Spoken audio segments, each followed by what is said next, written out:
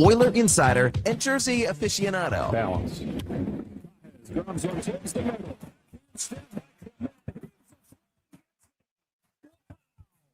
Bernie Clement, who's no more for his shows off the glove right here, Jim.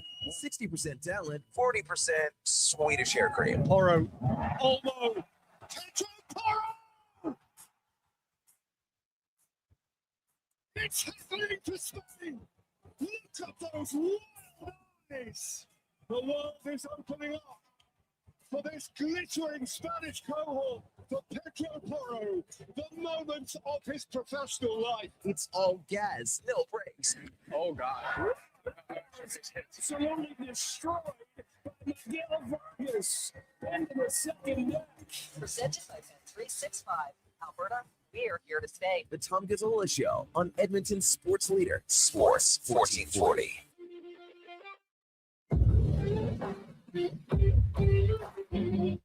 Thursday edition of the Tom Gazzola Show here on Sports 1440. Good morning. Hope you're doing good out there. Should be another hot one in the Big E. If you're watching on YouTube, hello. Check in. Hit that thumbs up. Like, share, subscribe. If you're listening on the AM dial, iHeartRadio, TuneIn Radio.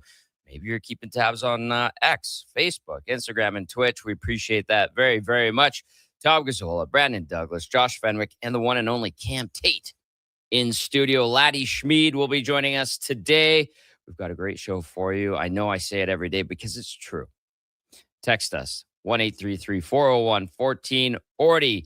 Speck will join us. Leah Simakopoulos from the Dallas Morning News will join us. JC Abbott from 3 Down Nation and Dennis Bernstein. Great get, Brando.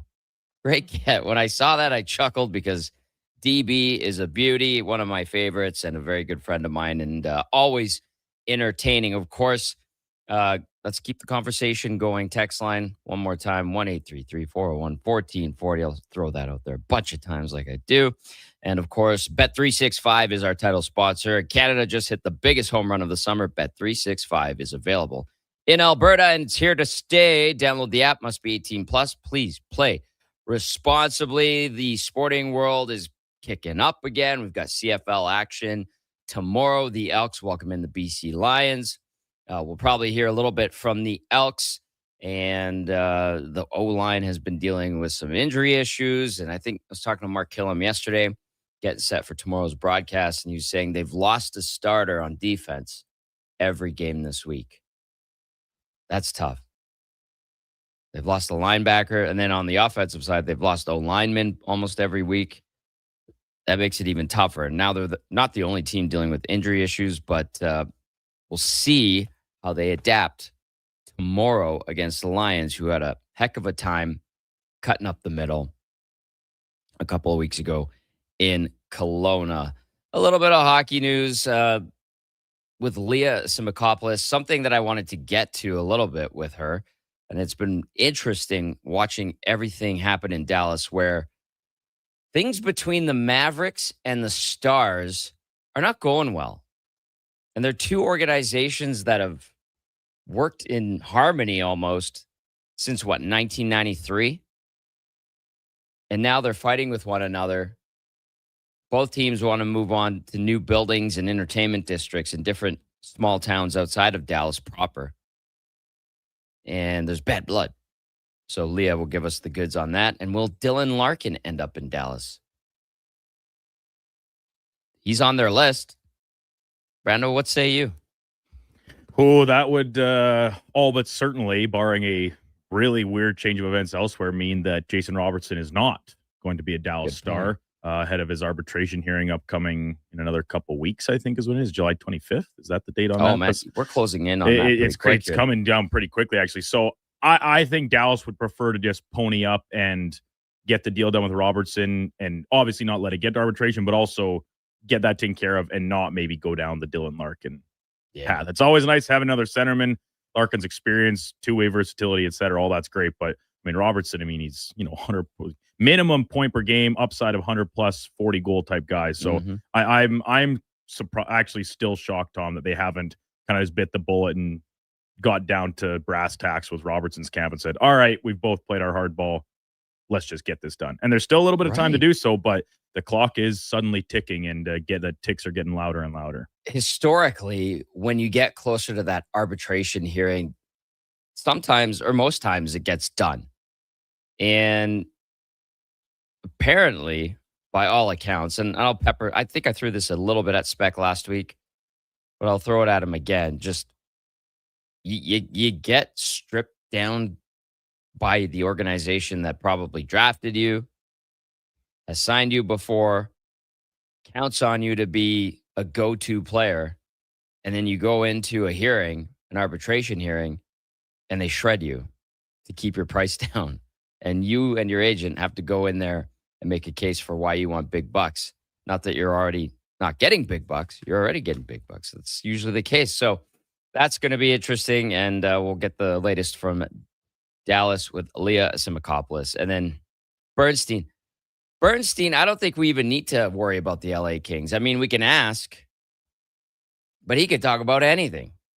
He could talk about horse racing, boys. Do you know he's in on horse racing? He has horses. Yes, he has. He's enlightened us about that before. He's right up there for one of the most interesting men in the world. Yeah, with his many different endeavors and interests. And he's a cool cat. He's a very cool cat. I've spent a lot of time with him, and expensive coats.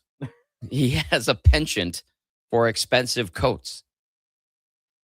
So we'll catch up with DB in the final hour of the show. Of course, In or Out, Cam and Eggs, and then Laddie's last show.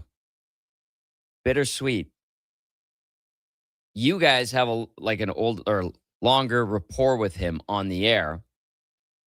I just worked with him back in the day, right? And I wouldn't talk to him every day. I would talk to him most days, but it would be, "What's up, Laddie? What'd you do last night?" "Oh yeah, cool." But yeah, you guys have had him on here steady for the last 3 years, right?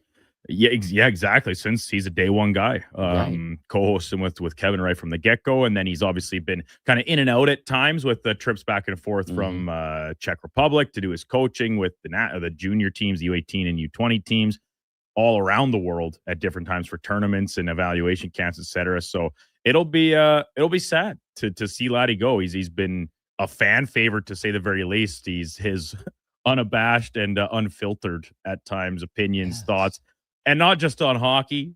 I mean, he's torched me for God knows how many different things, from what I wear to my after hours activities, food takes, all the way down the list. It's been wildly entertaining. So it should be great. And then on top of that, just like the personal side with Laddie, his sobriety journey and everything, and really to kind of changing his life. So we're obviously wishing him the very best. I'm looking forward to kind of giving him a real proper send off with the final show today. So it should be a lot of fun. We will do our due diligence for Laddie Daddy, as I've affectionately called him for over a decade. There's a text that came in via the text line, 1-833-401-1440. It's from Harry. And I was thinking about this, and I definitely want to get to it, but he said, "Chorus, major shutdown, global should be only item." I saw it late last night. I saw my buddy Dan Tenser talking about it today. Now, it was a report that came from the Western Standard, which I'll be honest with you guys, I don't know a lot about it. It's out of Calgary, it looks like. That Global is shutting down news production in Calgary, Edmonton, and transferring those to Toronto. I know that the stocks over there weren't doing so good. But I'm not really worried about that. I'm more worried about our peers in broadcast media. Yeah, I saw a follow-up report, and this was, I think, the Mike Gold on Twitter. He's down in the Calgary area, and he does some work with the Daily Face-Off and Flames Nation. Yeah. So I kind of keep tabs on his work. And he said his understanding from what he'd been told or heard that it was largely, on the production side. So a lot of the behind-the-scenes work is now all going to be done out of Toronto offices rather than in-house here in Western Canada, which is certainly still disappointing, because those are still people that are now have jobs yesterday and won't today anymore. It's certainly disappointing, but my understanding of it from what I've read isn't that we're going to see any like what we saw in Toronto and Vancouver, or Calgary and Vancouver, last week, where full operations are shutting their doors. Right. Now, does the anchor desk go away?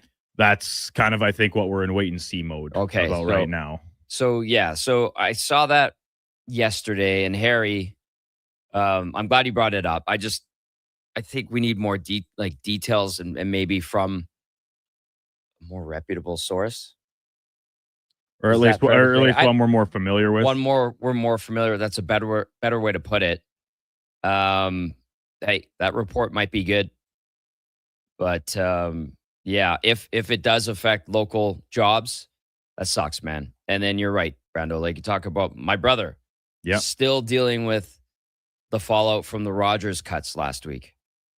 Talking to lawyers, trying to figure out what you can get, what you can't get, where they're, the ins and outs of a package where they basically say, we're shutting down your station. You don't have a job anymore. Here's some money. Go figure it out yourself, Best of luck. Thanks for everything. And sometimes not even that, to use the old Simpsons reference.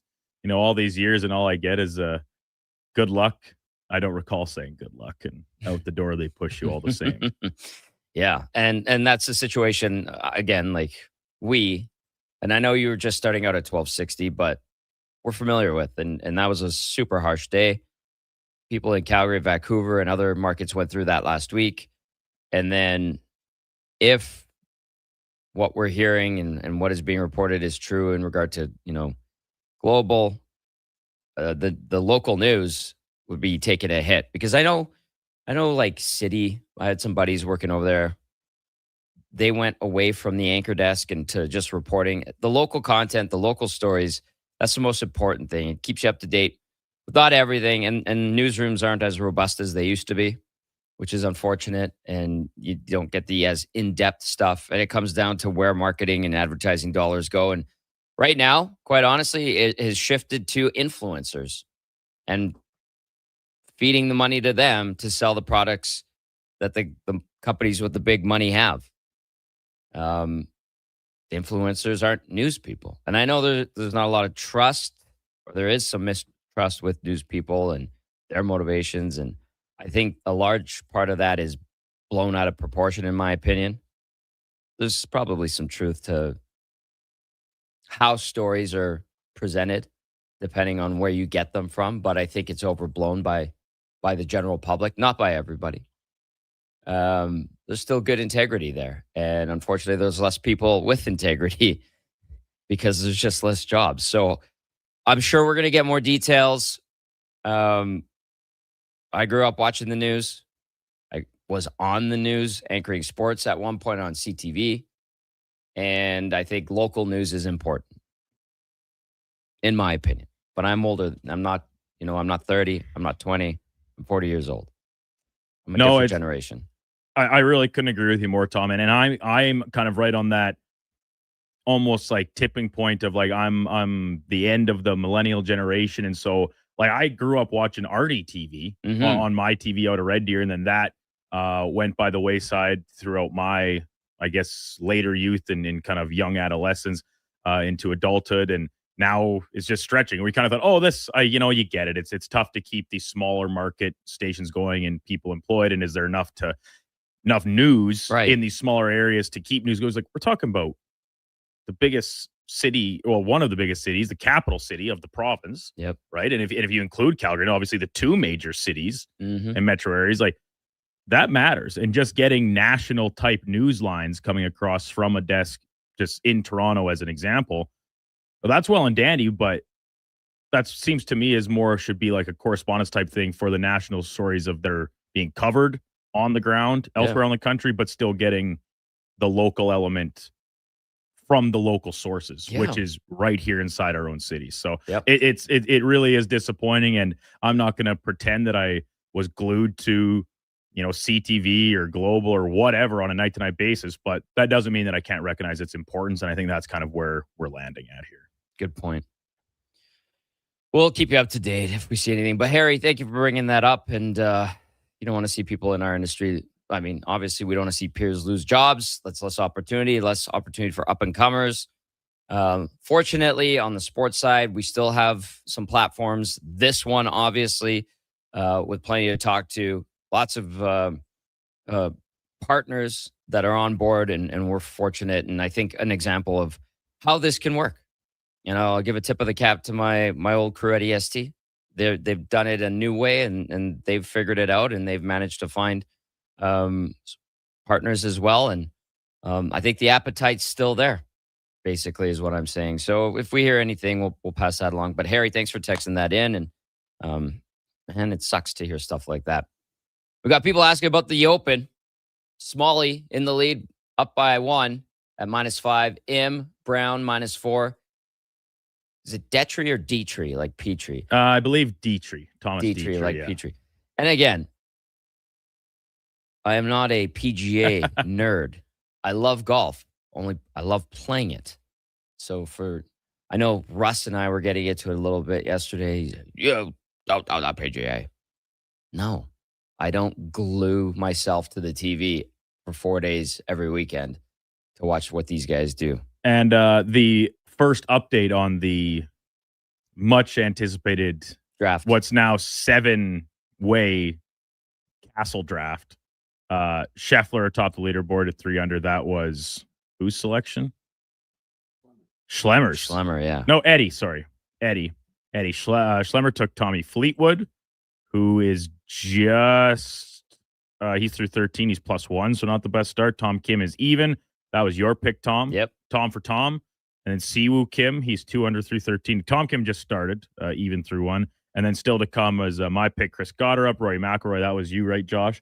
And then KK took Matt Fitzpatrick, who will him and Rory seem to be, if not the last, one of the last tee times. It's going to be a 3:15 local tee off for them at Royal Birkdale. Yes, Royal Birkdale. 2:17, so just over an hour away is when they'll get going. Look at Francesco Molinari creeping up there. The Paisan. Good to see. Don't see a lot of those guys on tour. No, you really don't. It's not like I'm saying this as the Italian side here. It's not like we're good at other sports like golf, or pardon me, soccer. Clearly, it ain't happening when it comes to F1.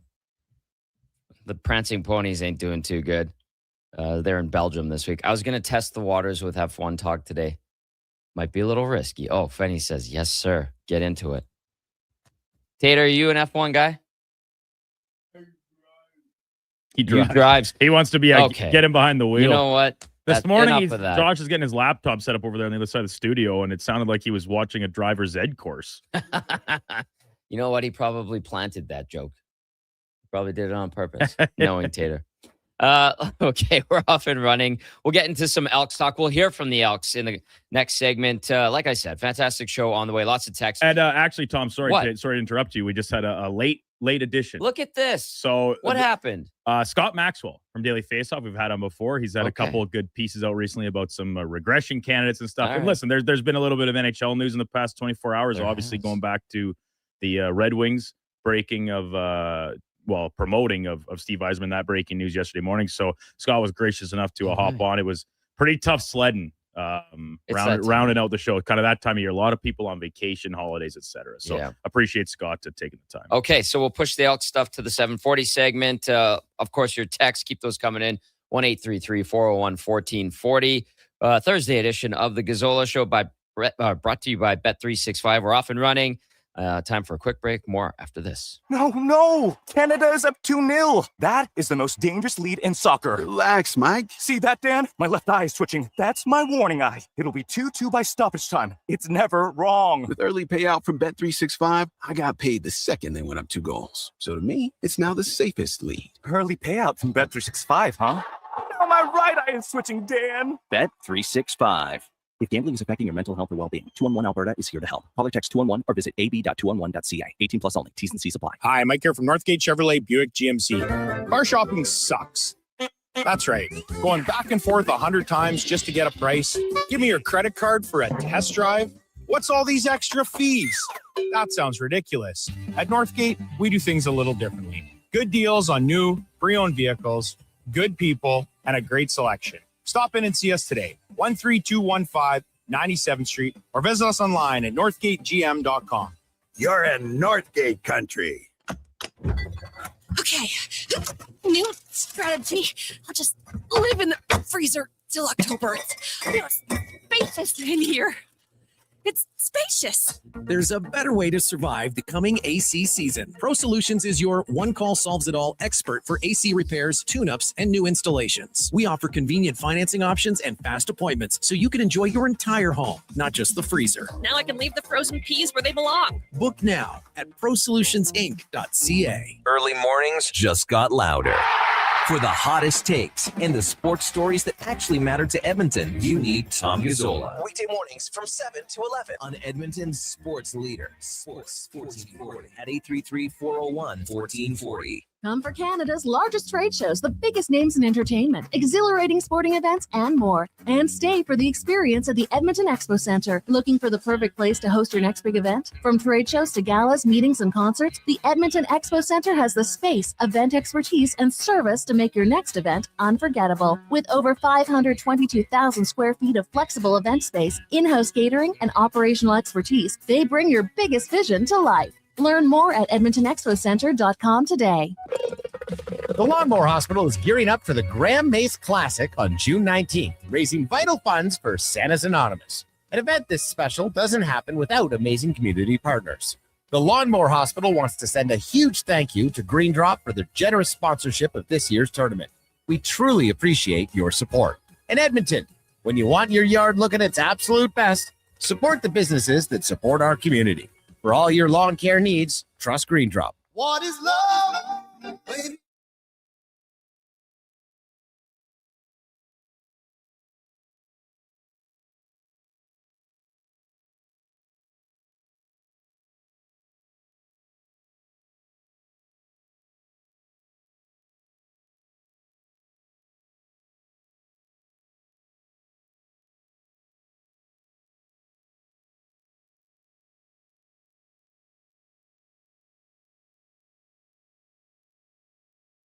The Tom Gazzola Show on Edmonton's sports leader, Sports 1440. Presented by Bet365. Alberta, we're here to stay.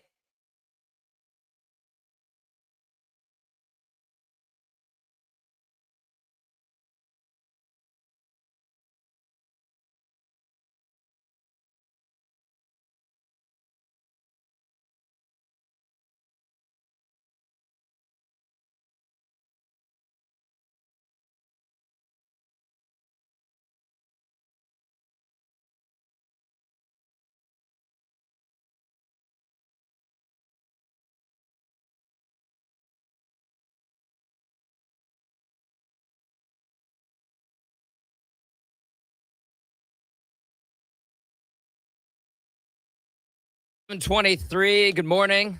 Great song. Saw Chris Kattan and Will Ferrell recently back together, reunited. Doug and Steve Butabi, of course, had away with that song, What Is Love?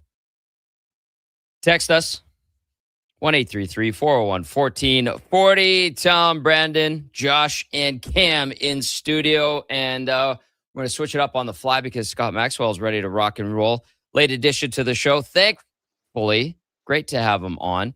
And let's bring him in right now. Scott, good morning. How are you, sir? Thanks for doing this. I know a little bit last second, but we appreciate it. Yeah, no problem at all. I mean, we're all kind of trapped inside our houses here in Toronto because of the air quality right now. So not like I'd be doing anything else. Well, thanks. I appreciate it. Okay, let's dive right in and forget you. I'm just kidding. Okay, we saw some contract stuff yesterday. Perfetti and Zegras get done. Let's just start there. We'll keep it simple. Obviously, 9.125 for Zegras on a 4-year deal, and then Perfetti avoids arbitration with a 5-year extension.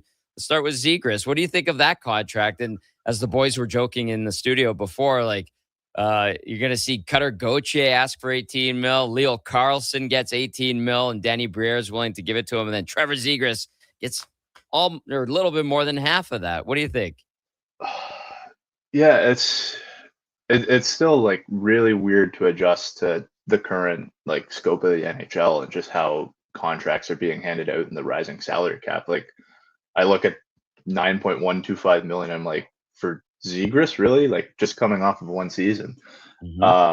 But you kind of have to like take a moment and sit back and look at it a little bit more, and you see where Philadelphia is coming from with it, and just like that's the number that centers like Zegras are starting to get now. I still think it's a bit of a gamble. I thought the same thing when they had locked up Vladar as well. Like I thought both of them had really good seasons, but neither of them really have the resume otherwise to back it up. But at least with Zegras, I get that they had to. He was a restricted free agent, so that's just you got to do what you got to do. Vladar, a little bit different. They probably could have waited that one out a little bit more since he still has 1 year left on the contract. But yeah, like it's a contract that feels like an overpayment, and maybe it still will be, but it's just one you also kind of have to like, just remember that this is the new NHL. This is the prices that some of these guys are going for now. Yeah. The shine has kind of worn off of Zegras for sure. Since the debut in Anaheim and getting the cover of a video game and all that stuff, and the flashy plays, obviously. So, hey, he gets his bag, and you're right. It is part of the new NHL. Okay, let's look at Winnipeg with Perfetti avoiding arbitration, $6 million per. This is kind of more to be expected in the wheelhouse of what we should have expected for him. What do you say to that? Yeah, no, I agree with that. Like, again, probably like a bit more expensive than what he maybe would have gotten 2 or 3 years ago in a flatter cap. But yeah, I think it's a solid deal for Winnipeg as well if they actually start using him properly. I feel like he just still really hasn't got that chance with Winnipeg to truly be their second line center that they've desperately needed for years now. Yeah. I'm trying to think back. I can't think of the last time they actually had a solid second line center with that group. Maybe Paul Stastny. That'd probably be my that'd probably be my first one that comes to mind. So I think having that to develop alongside is as good of a chance as any as you're going to fill that role right now while you're still trying to compete. We'll see if that's still the case. The big question there is if they move Hellebuck at all this summer or not. If they do, that completely changes their competitive window. But for now, like, yeah, that's a pretty solid deal for Per. Yeah, sounds like people around Winnipeg expect Hellebuck to be on the move, and then you're left with Stu Skinner and probably need to find someone else to be a tandem with him if and when that happens. Okay, you wrote an interesting article. Talk about 5 guys who might regress in 26-27. Wyatt Johnson's on there, Parker Kelly, Anthony Mantha, Mark Stone, and Pavel Zacha. The one for me, like I always expect him to regress, and that's Mark Stone. And then he goes and he has a good year like last year. He's getting older, his body's beat up, but you think 26-27 might be the year that the Golden Knights captain takes a step back finally. Yeah, I think even by his standards of just always somehow surprising, he like last year was still just like a little bit more of an outlier. Like he was shooting a lot more efficiently than he was, and on the ice he was also shooting a lot more efficiently. So he did benefit a lot more from that. Like he's generally been a player who's hovered around a point per game in his career. So 73 points in 60 games is probably sending off a little bit more alarms, especially at 33 years old. So we'll see. It's always tough just going all in on a bet that they'll regress in an environment like Vegas, where he's going to be playing with guys like Eichel and Marner and Theodore. Like those are players who can definitely continue to elevate you and maybe produce you further than you need to. And like just sorry, it gives no, that was just my alarm.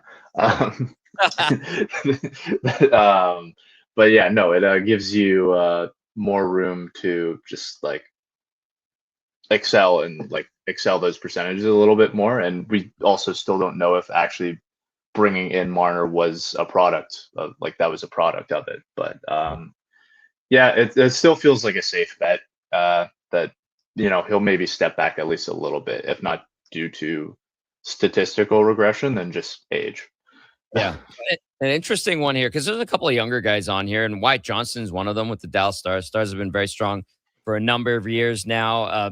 They're in an interesting time in their kind of lifeline right now in their trajectory and arc. And I mean, they should still be good, but they got to figure out the Robertson thing. And then you're hearing Dylan Larkin would accept a trade there potentially. But Wyatt Johnston has kind of been a guy on the up and up. And you say he's a candidate for regression. And what's the rationale behind that?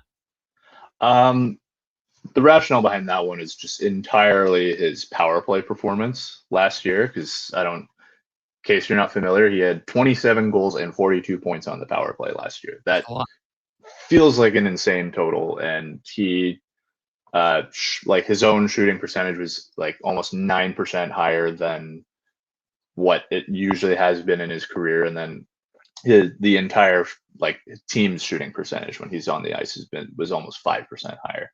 So that just feels like a step too far. Like that feels like that's just a bit too much in that area. So not that I think his overall game will see a significant step back. If anything, I could still see him like producing more next year. I just think his even strength game will improve a lot more next year, and then just the power play production will take a little bit step back. Like maybe he only gets like 20 goals and 30 points next year. Parker Kelly's kind of the interesting one here, Scott. I know people are enticed by his game, but how do you look at him going into this next season here? Honest, kind of the same thing. Like Kelly is your stereotypical. I feel like every season you have like those random guys that pop up for 20 goals, and it's such a good story, and you want it to continue. But again, you just look at the numbers. Like he shot 8.6% higher than what he did like in his career. So like just that alone, it feels like the 20 goals was more of an outlier than it was like, oh, this is the new Parker Kelly, especially for someone who never really established himself as a full-time NHLer until was 27 now, and this is only I think his third or fourth full season in the league. Yeah. So like great story. Like it's always great to see these, but sometimes you got to be the bearer of bad news in these situations when you're looking into the numbers and seeing these outliers. But I mean, Colorado can't complain too much though, because they were smart enough to lock him up to a 4-year contract before the season, so they got him at a pretty good cap hit regardless of 1.7 million. Yep. Scott Maxwell joining us from Daily Faceoff. He's got an article out, 5 guys that are candidates for regression in 26-27. The last two that we haven't really hit on, and I think the most interesting one of the two, in my opinion, just given the news about Anthony Mantha signing with the Devils, and then you had Pavel Zacha as well. If you want to touch on Zacha for sure, but Mantha, I think people are expecting him. Like, can he continue to build his game and be a guy that gets close to or creeps towards a point a game? Can he score 30 consistently? You know, that one's interesting. And, you know, we're talking to Mark Spector yesterday, and Spec's like, I think the league showed everybody how they feel about him by allowing him to dangle in the wind for a couple of weeks, free agency wise. Yeah, like I was a bit surprised going into the free agency period. I always do a piece on like buyer beware, like who are some players going on the market that like teams should be cautious of. And Mantha didn't end up on that list. He was very, very close. Like I think he was the last cut. And it says a lot that like he's the kind of player coming off the season that he did that teams would have just like, or should have just like been all over, throwing all their money at him to like hope that he can repeat what he did last year. But then just no one did. So it goes to show that everyone has the same amount of faith in him as a player, like a consistent player like that, as most of us did. And, you know, in their defense, he's had a pretty injury riddled career. So like that alone, you don't know if you're going to get like a 81 game season like he did with Pittsburgh. That said, I could still see a way where the Devils kind of continue to help him improve. They have a lot of talented players in that lineup. So if he's in the top six with, Hughes, Bratt, Meyer, Heischer, that could be like a really good environment where he could continue to produce like that. Especially when with Pittsburgh, he wasn't playing with either Crosby or Malkin. He didn't really get a lot of the like truly talented Penguins to play with. So this was like a product of his own success plus the shooting outliers, shooting percentages. So like I think I could see a world where that maybe takes a step back, but then just being in a better role in New Jersey, maybe he still improves or doesn't fall back as much as you would expect. Right. Scott, one last one for you, and it is in regard to the Detroit Red Wings and, the Dylan Larkin situation. What happens now? I think that's a natural question to be asked after it was announced Steve Yzerman will no longer be the GM and kind of taking on a senior advisor role, which is, we joked yesterday, failing up, if you will. And that happens when a guy is tight with an ownership group or a family that owns a team. What do you make of the Red Wings situation and what happens now with their captain? I'm shocked by this move in the sense that I'm surprised it didn't happen earlier, especially just this summer. It really felt like if they were going to do it, the time would have been in the 2.5, 3 months where Detroit was already in their off season, but they didn't have anything to do. It feels a bit shocking that they'd let Yzerman play out another full off season before they'd move on from him. Because it does put the new GM in an interesting position where it's not like he gets to come in and have a summer to try to improve the team in his vision. It's just like, I am just entirely working with what Steve Yzerman gave me. But it's a tough situation for Detroit because you look at the Atlantic right now, it's looking pretty tough this year because already last year you had 5 playoff teams. I'm a bit hesitant on saying Boston will return to the playoffs out of that, but they always seem to prove people wrong. And then you have Florida and Toronto probably stepping back into that conversation. Florida more as a cup contender, while the Leafs are just looking more like they might contend for the playoffs.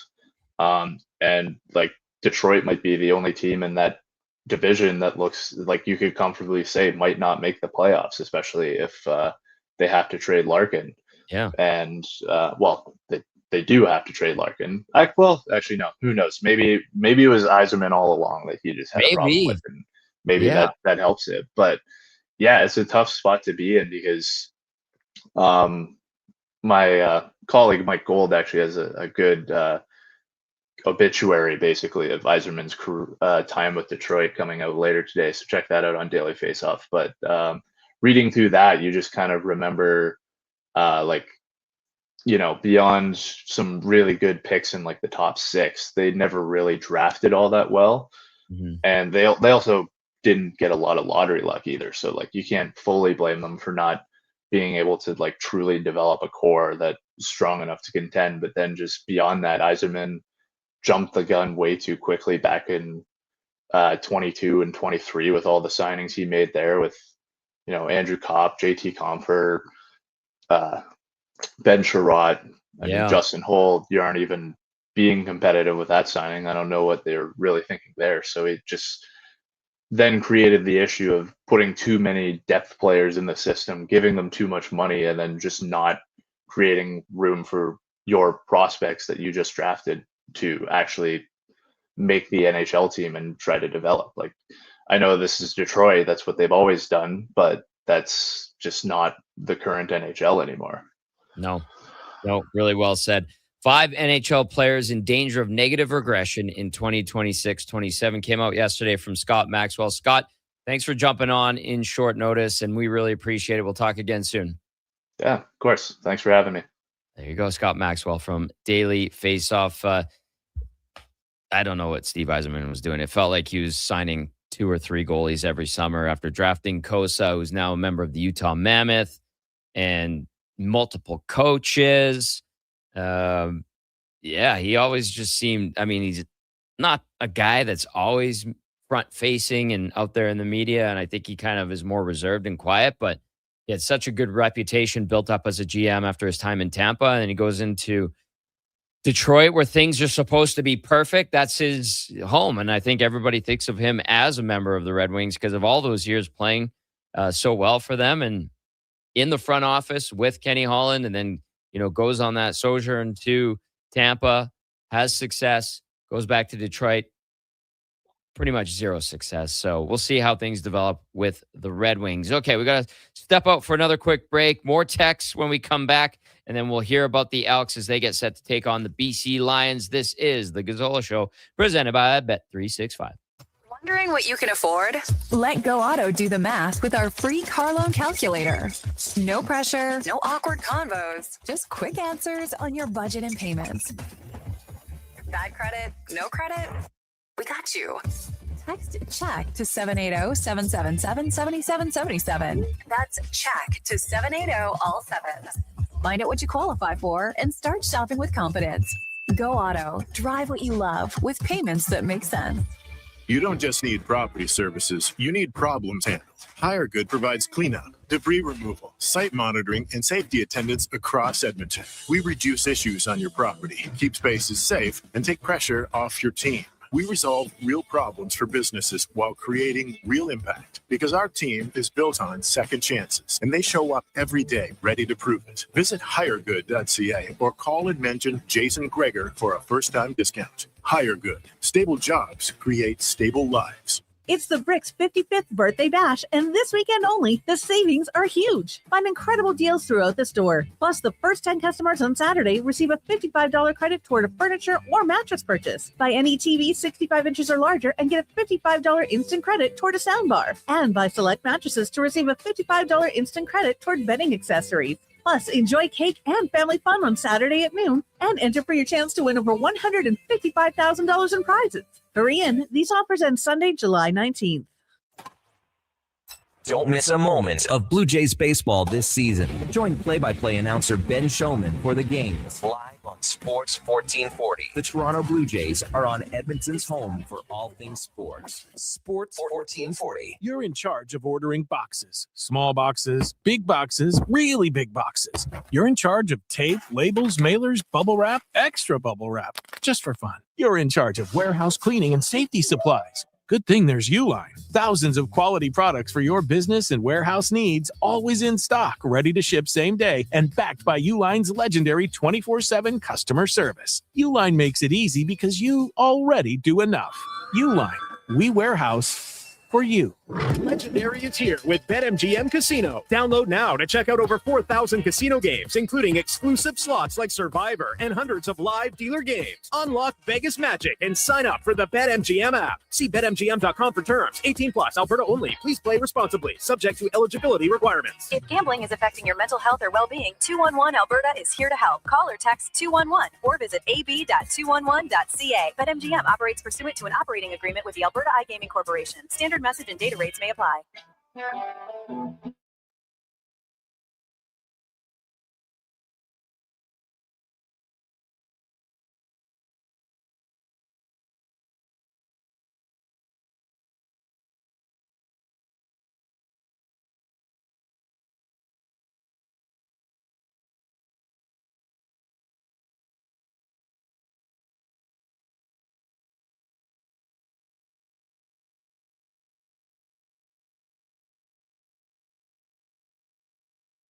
The Tom Gazzola Show. 60% talent, 40% Swedish hair cream. Edmonton's sports leader. This is Sports 1440. Presented by Bet365. Alberta, we are here to stay.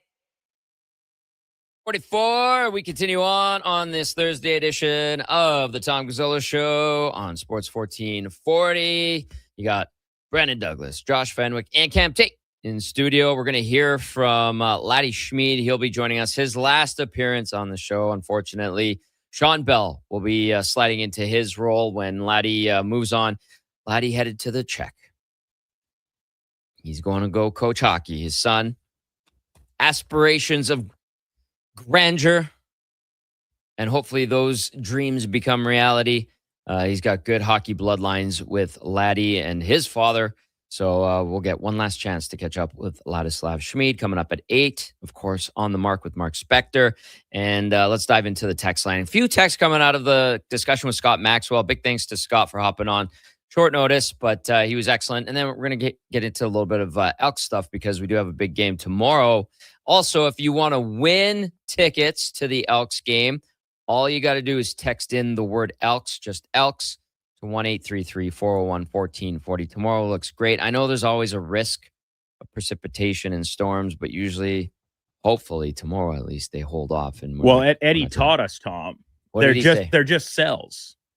Just cells. Eddie the weatherman. Weatherman Eddie. Yeah. At slow pitch last night down at Argyle Park. Yes. Beautiful night, like a little muggy, right? You could feel it hanging in the air. You see the big clouds building over on towards the west. It was humid. We finished the game. Another loss for the Tropics. No. Walk-off fashion. No. Tough to stomach, but that's life. It's slow pitch. I didn't lose any sleep over it last night. Good.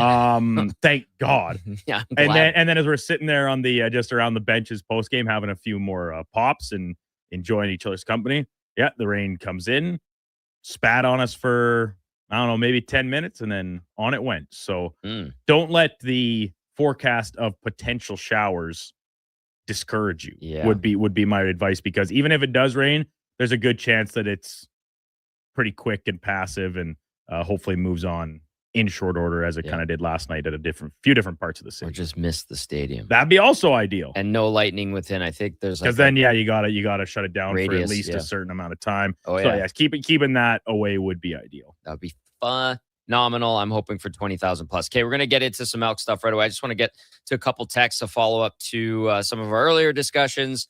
Greater Man Jay says, Greater Man Jay, did you bring your breakfast? Hopefully you did. Detroit sounds a little bit like Edmonton and their young talent. Yeah, but Edmonton, Edmonton is always unique because of the two thoroughbreds that run that team. There are some great young players, Lucas Raymond, Mo Sider in Detroit, but it hasn't worked over there.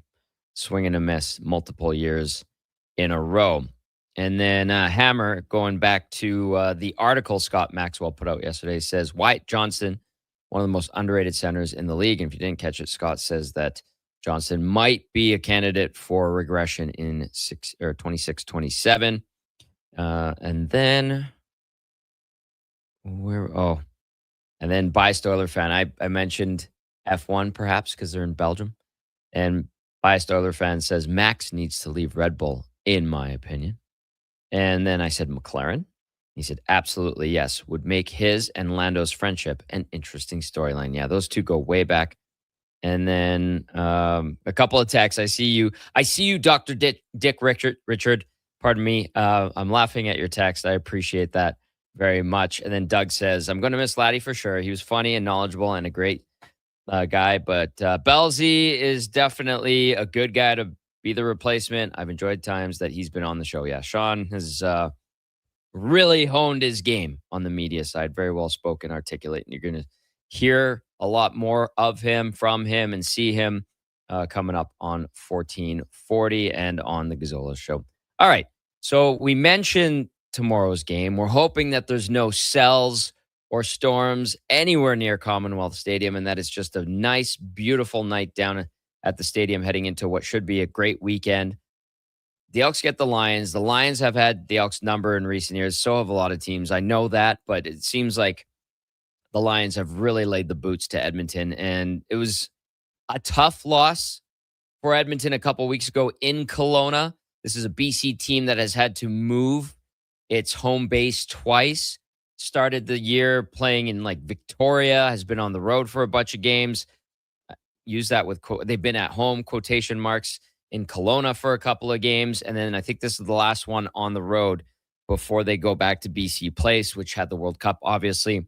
But on the flip side, the Elks have been dealing with injuries basically every week. I know a lot of teams do, but the D-line, there's been injuries. The O-line has been riddled with injuries. The linebacking core, obviously, Daryl Jabome has been sliding in, and he's taken that challenge head on. Mark Killam has waxed poetic about Jabome. We had him on the show last week, but the O-line is a concern because last week David Beard, he had an ankle issue, and then Noah Curtis at the end of the half was nicked up, and then he ended up finishing the game. Mark Cordy had to slide in to center. And I was talking to Justin Rankin yesterday, and he had nothing but praise for the way Mark Cordy can slide in very smoothly. And Cordy spoke to the media assembled at Commonwealth yesterday. So let's hear what he had to say. Stepping in a starter's role is something you are not unfamiliar with, obviously. Yeah, no, it's it's kind of like riding a bike, getting back in there. Center's a comfortable spot, so it sucks to lose a guy like Dave, but not like I'm getting to something new here. This is something I've done before, so it'll be okay. Yeah. I think you've handled this situation well. I mean, you and Dave knew way back in the offseason there was going to be a competition, and it played out the way it has. You've been a good teammate, good player. I'm sure it hasn't been easy, but tell me about what you've learned being kind of more of a reserve role compared to being a starter, before what happened. Yeah, absolutely. It's it's been interesting to take a step back and watch a little bit more rather than to be in it all the time. Obviously, you'd rather be in it, but it's an interesting thing. Not many people get, at this point in their career to take a step back and watch someone else who's a really good player like Dave, watch them do it and watch them go through their process. So, it's certainly been interesting, and trying to make the most of it and learn a lot in the process. Yeah. And I think the worry is change on an offensive line affects the chemistry. No, if that's the case with you, because it's kind of turnkey. Yeah, there's some familiar pieces and some new ones too, right? Like, like Carter, I've known forever, but we've never played center and guard together. Cam's a new guy that I haven't played with. The tackles are new, but being in the room, being part of the offensive system for a long time, we've all gotten to know each other pretty well, and so it feels pretty smooth here through day one and day two. So, I feel like it'll be not the usual, subbing out a center. Hopefully we'll be a little smoother than that on game day. Getting Justin Rankin going in a different way where it's been, and really when you get an injury up front, you kind of have to change how you do things anyway. You're not going with as much of a heavy set. But there was a subtle change where Cody Fajardo's pitching to Rankin or pitching to Lee. That seemed to really work in a positive way. Can you just explain in a general sense just that little subtle change, getting Rank maybe a little bit out towards space more? Yeah, we've tried to be, one of the things we wanted to do this year offensively was be a little more multidimensional and get to the outside, work inside, work our gap scheme stuff. So, the pitch stuff helps us get to the outside a little quicker. Helps the way it kind of sets up defenders. We had some good success with it against Ottawa, so we'll try to keep that success going. Does Rank surprise you? Because you're like, okay, first down. No, we're actually going to line up for a point after here. Yeah, no, that's the great thing about Rank, and Javon Leake's the same. Like, because you can feel what an 8-yard run feels like and a 10-yard run as an offensive lineman. You feel like it'll be good. And then you pick your head up and they're still running and they just keep going. So, like I had a good coach say a long time ago, if you want to have a good running game, get a good running back, and if you want to have a great running game, get a great running back. So we've got 2 great running backs, and running game's doing pretty well right now. Looking ahead to another matchup with the Lions, I got to imagine this is lick your chops time, because everyone to a man feels that wasn't us on the 4th of July in Kelowna. Yeah, no, I think we can show better than what we did in Kelowna. BC is a good team though. Like they're, and I know their record, maybe doesn't say it right now, but I think they're one of the best teams in the league. So they're going to be a good test, and we're going to be ready for them. I think we all feel like, we didn't have a good showing in Kelowna, and we'll be having our best showing on Friday night. Good showing here. Okay, thanks, Mark. Dave. Appreciate it. Yeah. Well, there's Mark Cordy. He'll be lining up at center for the Elks this week, sliding in after the injury to David Beard. It was a calf for Beard. Brett Boyko still on the injured list. Hand issue for him. Royce Metier, good to see him back on the field after the Achilles injury he suffered last year, but he's still on the injured list. Justin Pace, linebacker, foot. Joe Robustelli still hasn't been able to get into a game this regular season for the Elks, the wide receiver that they signed in the offseason. He's been dealing with a hamstring issue, had a setback recently. Jordan Williams, D lineman, upper arm issue, and Tyrone Vreedy is dealing with the knee issue, the linebacker that they just, I believe, recently signed. There you go. Mark Cordy, kind of on the outside looking in a few games ago, and then now with all the injuries to the O-line, he will be back under center, something he's familiar with. And then, he talked about how tough things were in BC against the Lions in Kelowna, and the Lions managed to stuff the run. I mean, you look at the totals, and Rankin had just 19 yards, Fajardo 3, and Cole Snyder actually snuck in 2. So pretty minimal, and that's a credit to the BC Lions defense. But then you look at Rankin's other stat line on the receiving end of things, still had 100. So, total of 119 yards, which is good. He is the best running back in the league right now. And, they're talking about that 1,000 mark receiving and rushing, and very much still on pace for that. We'll see if things change a little bit. You're hearing them talk about the little pitch outs to Rankin, and basically you just give him the ball and try to make him cook a little bit for you. And we'll see if there's different schemes and things that they can do against the Lions. And BC will be hungry to get back home, but they have a task to take care of from their point of view against Edmonton at Commonwealth tomorrow. Okay, should we hear from the head coach, Brenda? Want to go to break? Okay, we'll do that instead. We got to get to a sports update brought to you by Fusion Promo Marketing. Expand your brand, high-quality promotional products for businesses, sports teams, and corporate events. Get noticed at fusionpromomarketing.ca. That's Fusion with the Z. Mark Spector coming up next. Here's Brandon with the update. This is a Sports 1440 update.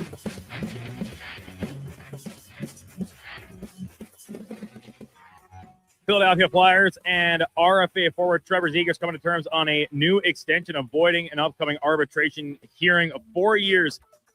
The new contract carried a cap of $9.125 million signed last night. Zegras just finished his first season in Philadelphia, finished second on the team in scoring, 26 goals, 67 points over 81 games.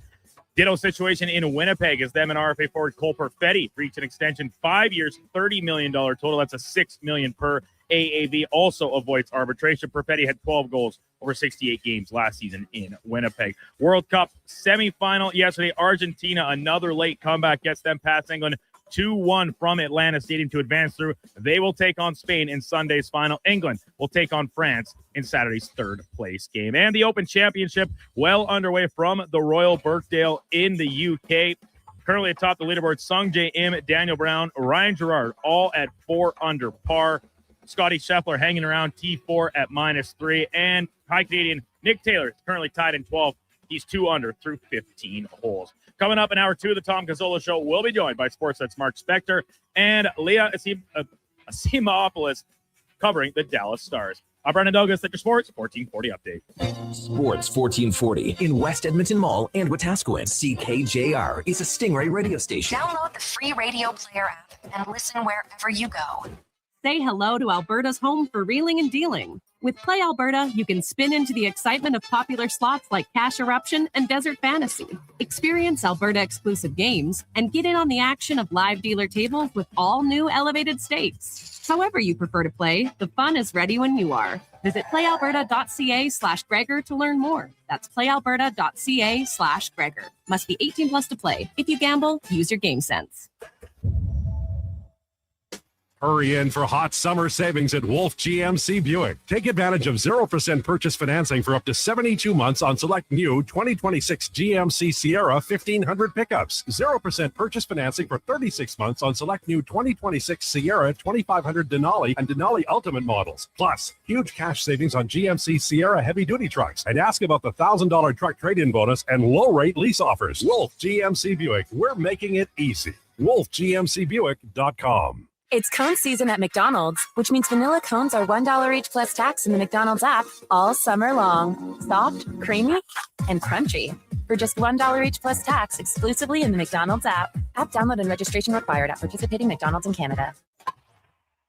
Don't miss a moment of Blue Jays baseball this season. Join play-by-play announcer Ben Showman for the games live on Sports 1440. The Toronto Blue Jays are on Edmonton's home for all things sports. Sports 1440. Caesars is Alberta's anytime, anywhere sportsbook. Stay in the action with your favorite teams and players. Whether you're camping, kayaking, or catching a show this summer, bet wherever you are, whenever you want. Plus, Caesars Sportsbook offers fast payouts and flex parlays, a new way to keep your bet alive even if a pick misses. Download the Caesars Caesars Sportsbook app today. Must be 18 or older and physically present in Alberta to gamble. Must be 21 or older to use Caesars Sportsbook. If gambling is affecting your mental health or well-being, 211 Alberta is here to help. Call or text 211 or visit ab.211.ca. Standard message and data rates may apply. Please play responsibly. Rainy weather, flooded basements, not a great summer so far. Hi, it's Dennis from Weiss Johnson. If your home has been flooded and your furnace, water tank, or central AC sustained damage, remember, you can choose the company you'd prefer to repair or replace it. You don't have to use the restoration company's referral. After all you've been through, you don't deserve to be pushed into something you don't want or need. So count on a business that's been helping homeowners for nearly 50 years. Visit weiss-johnson.com today.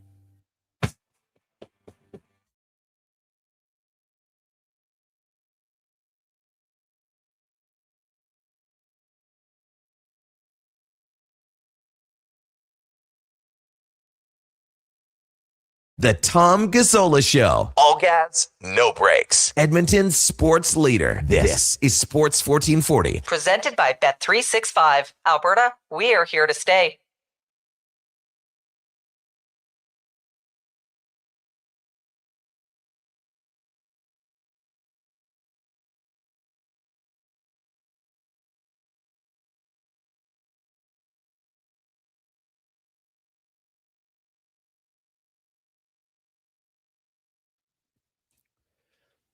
#801, hour number 2 of the Gazzola Show here on Sports 1440, brought to you by Bet365. Join the conversation, 1-833-401-1440. We've got Tom, we've got Brandon, we've got Fenny, we've got Cam Tate all in studio, and we've got Mark Spector ready to go on the line. And, of course, it's time for On the Mark, brought to you by Northgate Chevrolet Buick GMC. In July, you pay what they pay. You can get employee pricing all month long on every car, truck, or SUV. Stop in and see their great selection at northgategm.com. And let's welcome in our good friend Mark Spector. Spec, good morning, as always. It's happening. With you. Just keeping it gangster up in the studio. You know how I roll. Yeah. I'm not saying that facetiously whatsoever, but we're straight up. How come there's no baseball tonight? What's going on with our sporting world? There's no sports on. Well, we're slowly creeping back into a normal schedule here. Come on. The All-Star game was 2 nights ago. There's supposed to be a full slate tonight. I see there's one ball game, no CFL games. Man, a guy's actually doing things like going for walks with his wife and stuff. Oh, I bet she doesn't like that. She's like, isn't there a game on for you? Oh, wow. You just roll with it, man. I don't know. I have no marriage advice whatsoever. You know that. I'll be honest. It's kind of weird. Like, even yesterday, trying to flip channels after the soccer game and being like, I think I'm going to have to watch this show on World War II. Little House on the Prairie, buddy. There's a new version of it out. Good call. Coronation Street. Dive right in. There was some. We could start with what happened yesterday. Like that World Cup semifinal was crazy. I may have put a little spray call on Bet365 on Argentina, and I was like, well, that was a waste. And then, boom, back-to-back goals, and away we go into the final against Spain. Did you catch that game? Yeah, watched every second of it with a British buddy of mine who was quite disappointed. How did it became clear that England was just sitting back. He's like, I don't think this is a good idea, sitting back. We should be attacking more. And there's bad blood there yesterday, too. It was getting a little physical. Messi being challenged. He's like, okay, we'll see what I do. That was the meme. And then he took over, made a great play on the winning goal in extra time, which was incredible. And that sets up an interesting final. So how did your British buddy handle it? Was he like, you didn't break a TV or anything? You know what? By the end, it was a weird game because it was very even until England scored. And then it was as if England scoring absolutely brought out the best in Argentina. And from that point on, there was no question who the better team was. Like, from the moment it became 1-0 England, Argentina grabbed that game by the throat and didn't give it back. And in the end, I saw some stats after the 1-0 goal.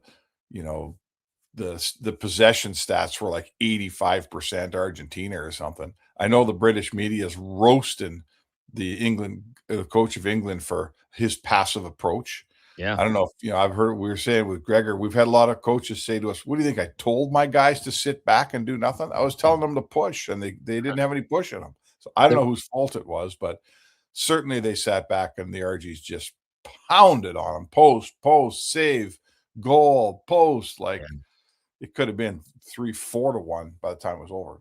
Yeah. There was one image that was like going around social media where it was like all 11 guys were behind the ball on the England side. And that's not a strategy for success. It's crazy how when you get a lead, it changes, whether it's hockey, any other sport, where I think there's like a natural inclination to like sit back and you have to kind of ingrain the killer instinct in yourself every year, because every year it's a new team, a new set of players, new mentality. And soccer is the same, I suppose. And we saw it yesterday, but yeah, that sets up an interesting final with Spain. What do you think of that final on Sunday? It's the best defensive team against what looks like the best offensive team, right? So that's pretty cool. It's a styles make the fight, man. That's what they say. So I think it's a great matchup. I was just saying, I think you could, like, if you're having a party, the Argentinians, you could buy some excellent Malbec, put it down. And I think I was actually just at the other night at Carius' I was drinking Madri draft beer, which was fantastic. So you could buy a case of Madri and put it down on the Spain side. And either way, you're the winner, Tom, the way I see it. That's a nice little Sunday, Spec. Yeah. And then San Miguel was a beer that came up, was it earlier in the week? And we got clarification. That one's from the Philippines. Oh, is it? Yeah, I didn't know that. So, but Madri's good. It's sweet, it feels like. Yeah, it's just a tasty beer. They do beer pretty well in Europe. Very well, actually. Yeah. Yeah. Good check. Yeah, so you know what? It's fun. Like this World Cup has been everything they'd hoped that it could be. Like how many awesome games. Canada made it to the next round. They acquitted themselves pretty well in that game against Morocco. The States got to that point. Everyone hated them. Then they got thrashed, which was awesome. Yes. There's been lots of good games along the way, lots of really exciting. And Norway was such a fun team to watch. France was just clinical. I think we like, I don't think you could have drawn it up better. This has been the summer of soccer like it is every 4 years. And it's been an awesome tournament. I've enjoyed so much of it. I'm with you on that. And Spec, we got a little tidbit of information from Nolan via the text line. It says Madri does not exist in Spain. And so that would be like a European country creating a Canadian lager that doesn't exist here. I was in Portugal and was drinking it, and they're right next door. So I'd have a hard time. Hey. I don't know. You know what? I need proof of that. I come from that sounds like an internet fact to me. I'm going to go investigate in Spain. Yeah, How does let's that go sound? to Spain and investigate. Barcelona, I'll meet you there next week. Okay. We're going to Barcelona and we're going to drink a bunch of beer and find out if Madri's in Spain. Let's get to some hockey stuff. A little bit of news yesterday, a couple signings and whatnot. But on the home front here, the league announced home openers. And September 29th, your Edmonton Oilers welcome in the Vancouver Canucks oil country. I looked at that. I was like, geez. And then you remind yourself it's 84 game schedule now. And then we're finding out that just 13 days prior to that is when training camp will probably start. Rookie camps obviously go 5 or 6 days before that. This is early, in my opinion, but I know the league has gone over to Europe and overseas and started seasons early. But yeah, this is kind of the new reality, isn't it? Yeah, it is. I mean, there's a few things here. Like we always were playing exhibition games on these dates anyway. True. So players are so fit now. They come to camp so ready to play. Preseason games, having 6 or 8 of them is way. If the alternative is we start early with regular season and play 84, or continue to roll out 7 or 8 preseason games, I think I know what we'd all choose. The games might as well mean something.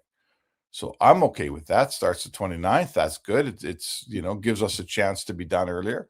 And I think the other thing we should say about the NHL is, many is the time they've opened their season so meekly, like with those games in Europe between, Ottawa and Nashville or something. Yeah. This is a really good opening night. Like Carolina's hosting Florida, the Leafs and the Habs, the Oilers in Vancouver, Pittsburgh and Philly, right?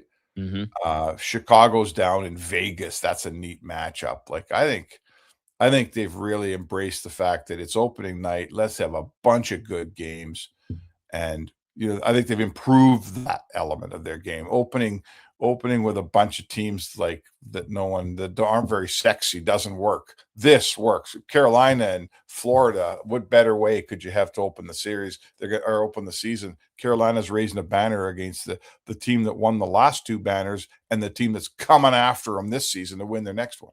Yeah, that's a good point. And then the league also announced and showed some logos for the upcoming events in the NHL. So the All-Star Weekend is back.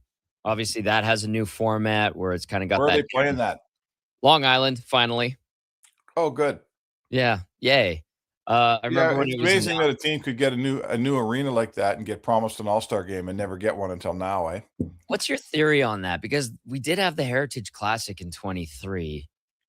And, I thought maybe that was the league appeasing Edmonton. And let's not kid ourselves. Ice District is a wonderful area and good facilities. It's not fully built out. They're about to start building a tower in the district, in the plaza again, and they want to get phase 2 going, and there's an event center.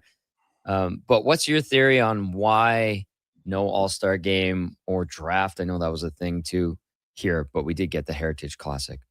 Well, the draft has been decentralized, so no one's getting the draft for now. The fact that they're still building and will be building probably for years, the Ice District gives Bettman a chance to stand on his line that we're waiting for it to be finished before we bring an event there. By then they're going to be talking about a new rink. Here's the reality. Nobody wants to come to Edmonton in February, right? Yeah, that's true. deal. They can't gather all their sponsors and people and networks and players and star players who are increasingly saying, how come everyone else on my team gets to go to Cabo or Turks and Caicos every February, but I got to go to this stupid All-Star game. And now you're telling me I got to go up to minus 30 Edmonton to do it? Are you kidding me? So I think the dream of Edmonton getting an All-Star game is probably dead.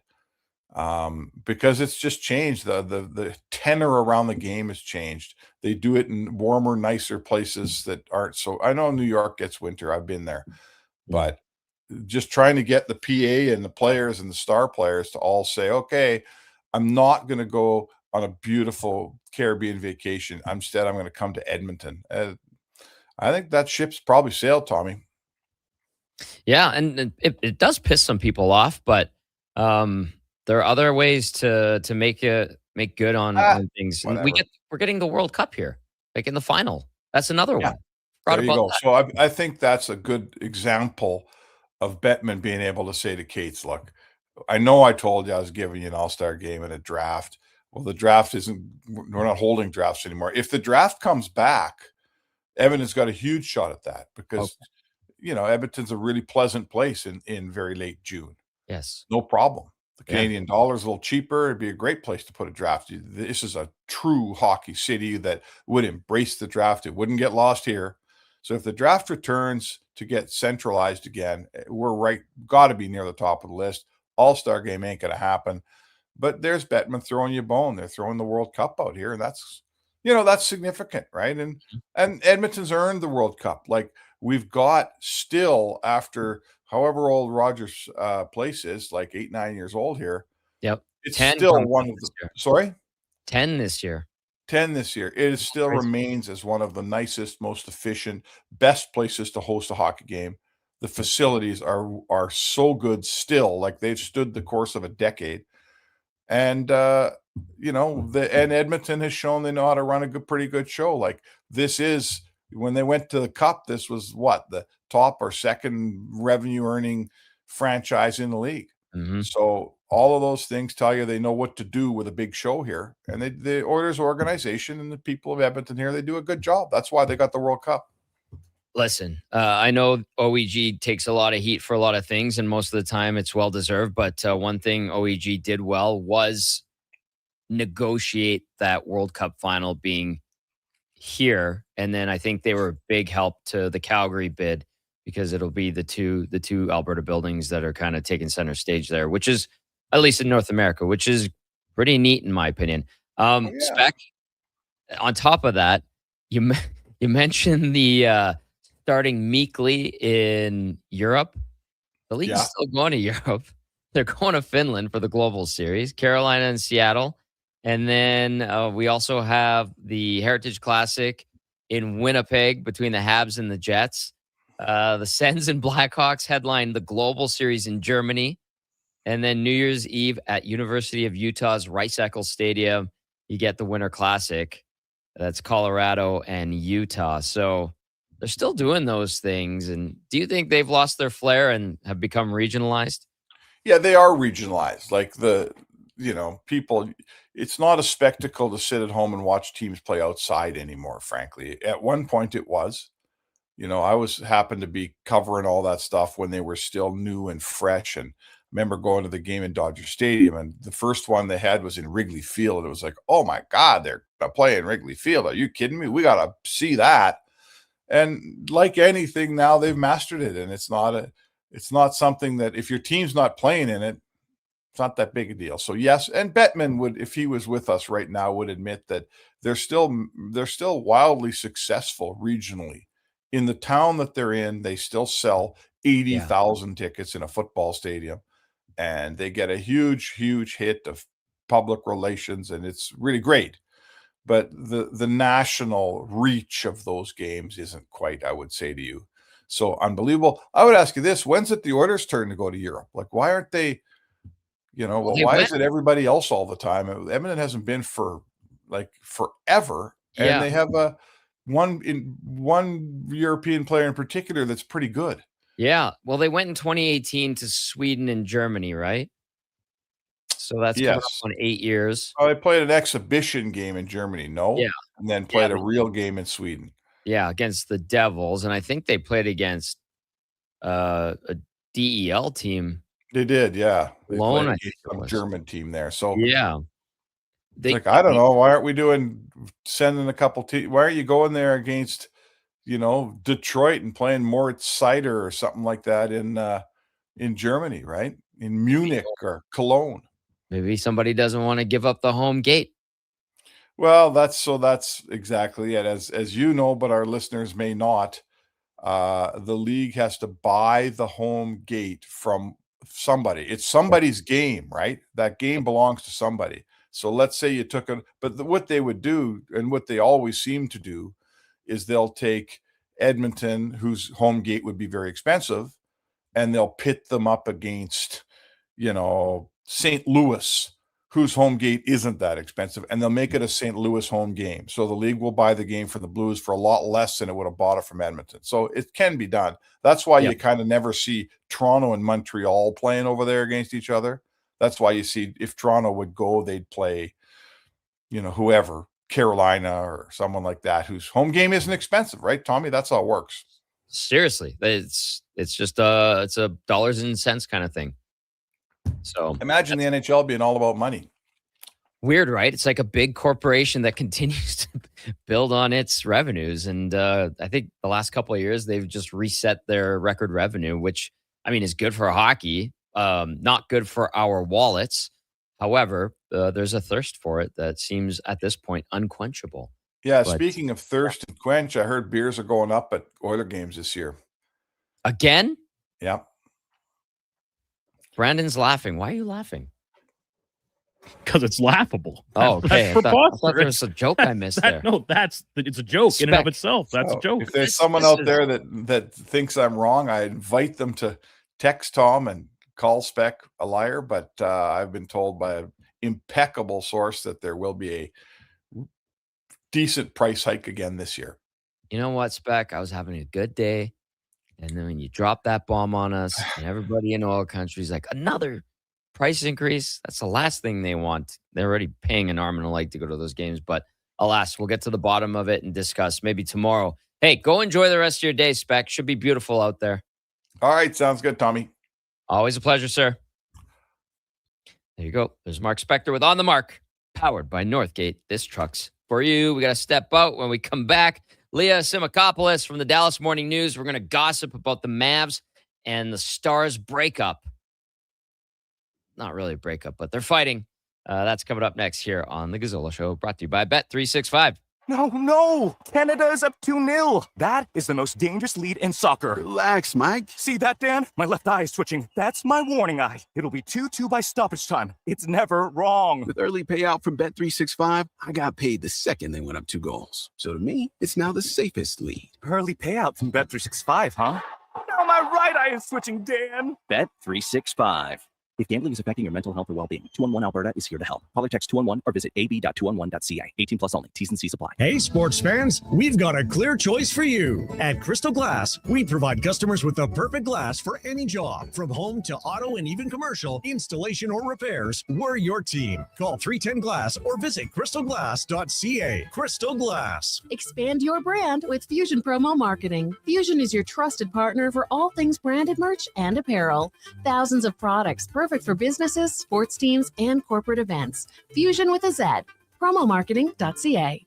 Silent Ice Sports and Entertainment is an innovative market leader across Western Canada. Properties include the Spruce Grove Saints, the Junior Prospects Hockey League, Silent Rides Charter Company, the Hockey Super League, and the newly launched Female Super League. Silent Ice also owns the Western Hockey League Seattle Thunderbirds and operates the Morinville AAA Arena. The Silent Ice Center, a new state-of-the-art entertainment facility in Nisku, features 2 sheets of ice, a 1,600-seat arena, as well as Summit Restaurant. Learn more at silentice.com. Everything is going to be okay. If your debt has you feeling like you're in a free fall, you have options. I'm Dan McDicken, a licensed insolvency trustee with Faber. Becoming debt-free is possible, and a personal bankruptcy or consumer proposal will get you there. Schedule your free Faber Focus session at faber.ca today. You'll learn how a consumer proposal allows you to eliminate your debt by paying a percentage of the amount owed without interest.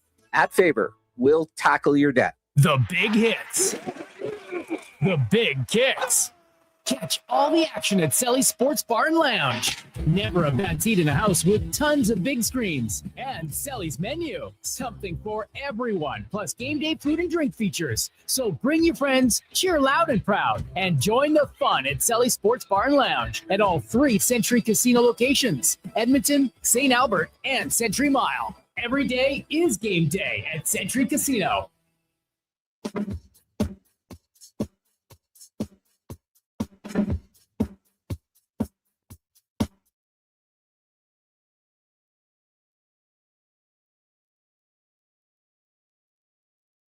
The Tom Gazzola Show on Edmonton's sports leader, Sports 1440. Presented by Bet365. Alberta, we are here to stay.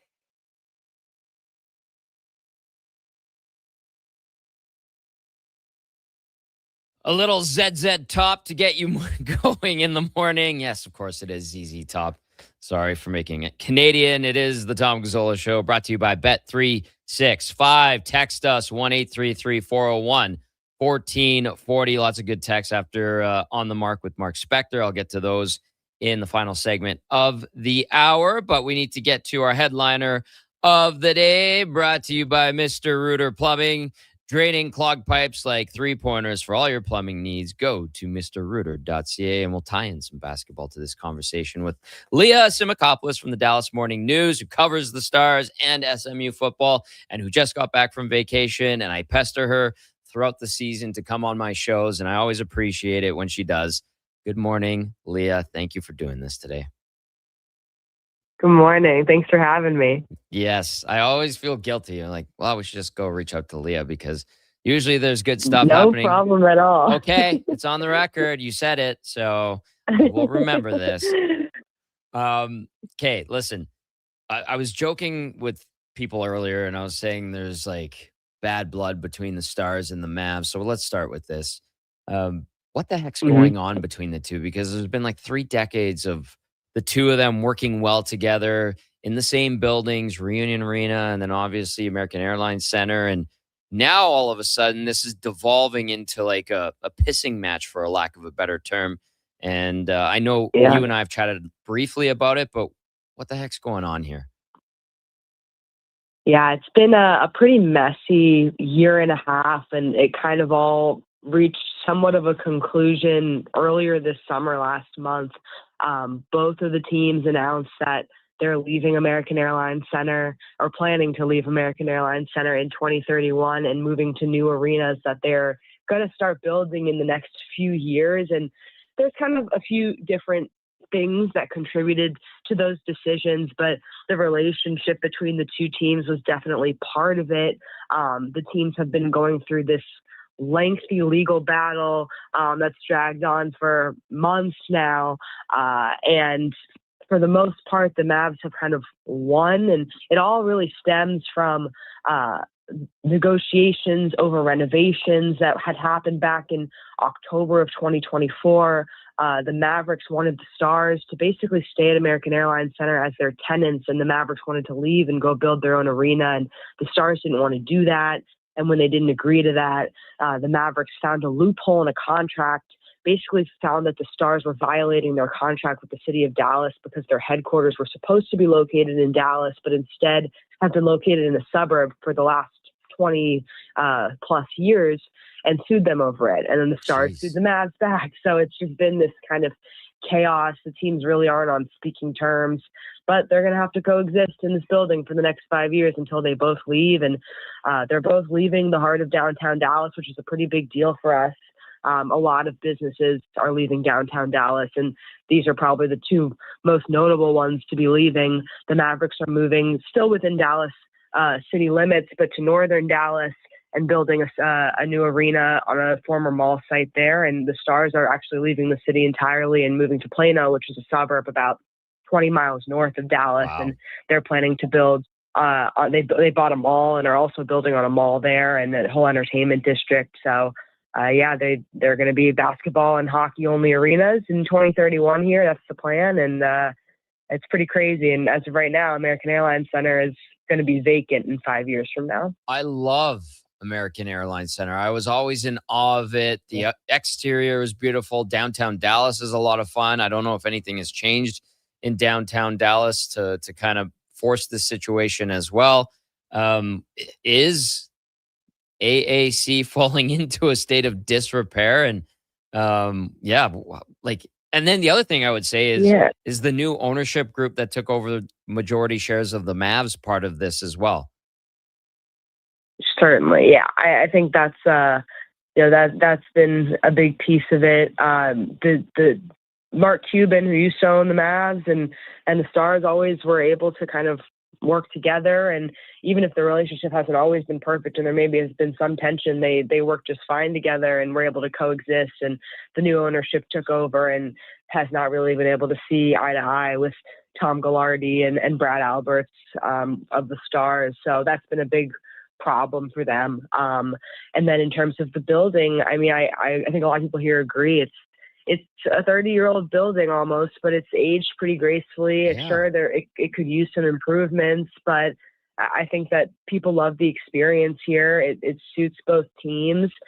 There's been some complaints from the teams themselves about, we have too many suites here. There, maybe isn't enough premium seating. That's obviously the name of the game now. And every new building is really trying to cater to that type of fan. But overall, I mean, a lot of people thought, why don't you just, try to make American Airlines Center better? And they said they thought it would cost at least $500,000 to do the renovations that they wanted, while it's going to cost $1+ billion to build a new arena. So I think a lot of it was that, they just got, the Stars got a lot of public funding from the city of Plano. They got $700 million. So that probably factored into it as well.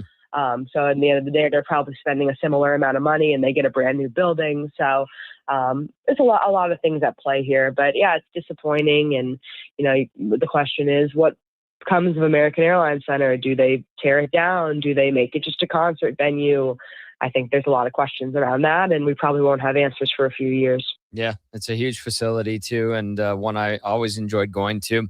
Leah Simakopoulos joining us from the Dallas Morning News. She is our headliner of the day, brought to you by Mr. Reuter Plumbing. And the team on the ice has been very strong in recent years, and there's some good young players on this roster. There's been some shuffling of the deck, obviously.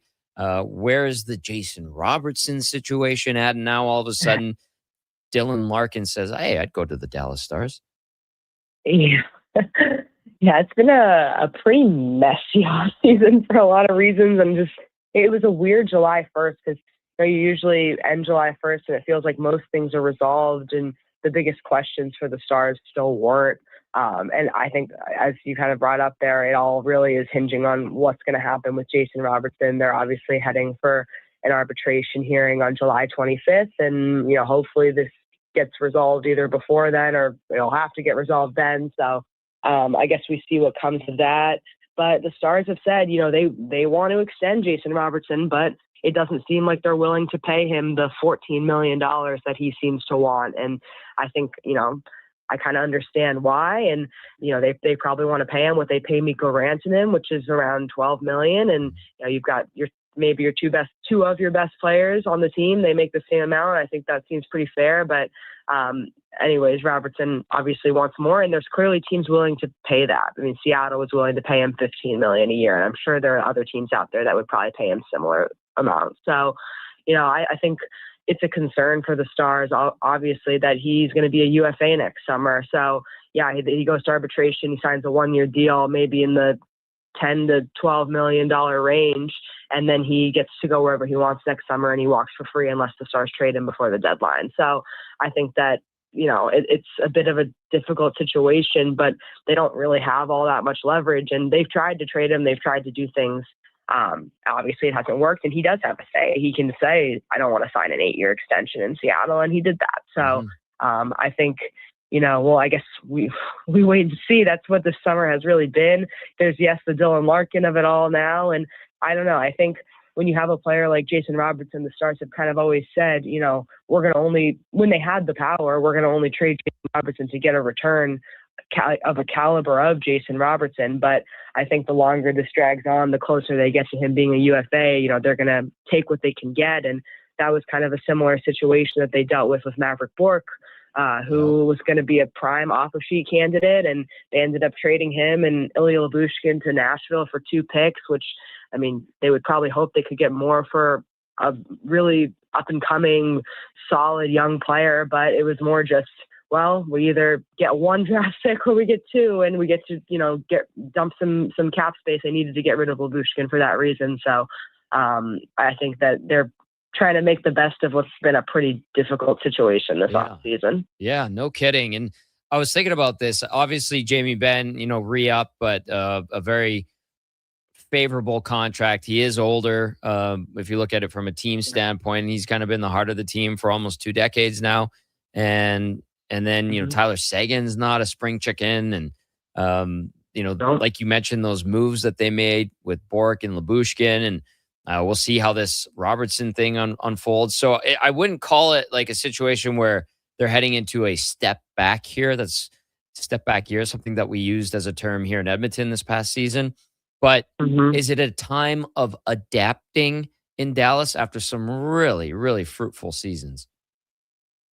Yeah, I mean, they definitely haven't gotten better this offseason. I think that's a concern. And it's hard when I'm sure Edmonton has felt very similarly when it feels like you're right there and you're kind of knocking on the door. It's like, what do you change? And obviously last year they took a step back. They had gone to the Western Conference Finals 3 straight years and then get eliminated in the first round by Minnesota. And, you got to move some things around. They felt like they were a team that could have gone back to the conference finals or even further and got a tough draw in the first round. And this offseason, they went after Zach Werenski. They tried to make a big change, and that obviously didn't work out for them. So I think it's just been, what can they change? What do they not want to change? Like, what's worth changing?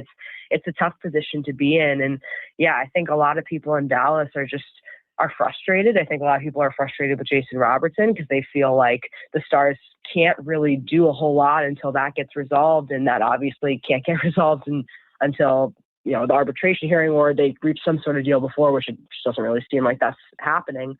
So yeah, there's a lot of frustration around here. And I think that people maybe aren't so super confident with the team that they're going to be putting on the ice, considering it already took a step back and they haven't really done a whole lot to get better. I mean, the only addition they made was they brought back Joel Kiviranta, who was here for a couple of years, and it's a good depth addition, but he's not going to score 45 goals like Jason Robertson. So I think, and then they lose Maverick Bourque, who is a 20-goal scorer. And you mentioned Jamie Benn. I think there's been some kind of tension around that. A lot of people thinking it's time he retires, and his value for the team is a lot more than everyone on the team loves him. Like, as much as people around the league may not, like, the Stars absolutely love him. His teammates love him. They love his leadership, all of that.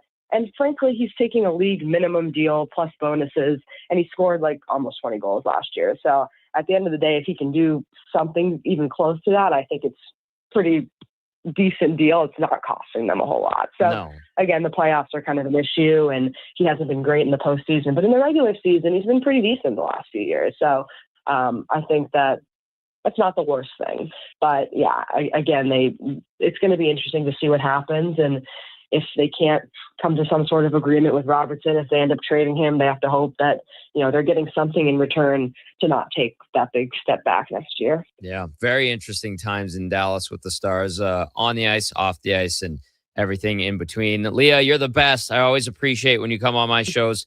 Thanks for doing it this morning. Of course. Thanks for having me. Leah Asimakopoulos from the Dallas Morning News. She is our headliner of the day, brought to you by Mr. Rooter, knocking your plumbing problems out of the park. That's MrRooter.ca, one baseball game in the MLB tonight. The River Hawks, their season's winding down. Speaking of baseball, I think just 6 more home games remain. Talking to Warren Love from the River Hawks at the Kevin Karius going away party. Warren Love was with Hockey Night in Canada for decades, boys. Great guy.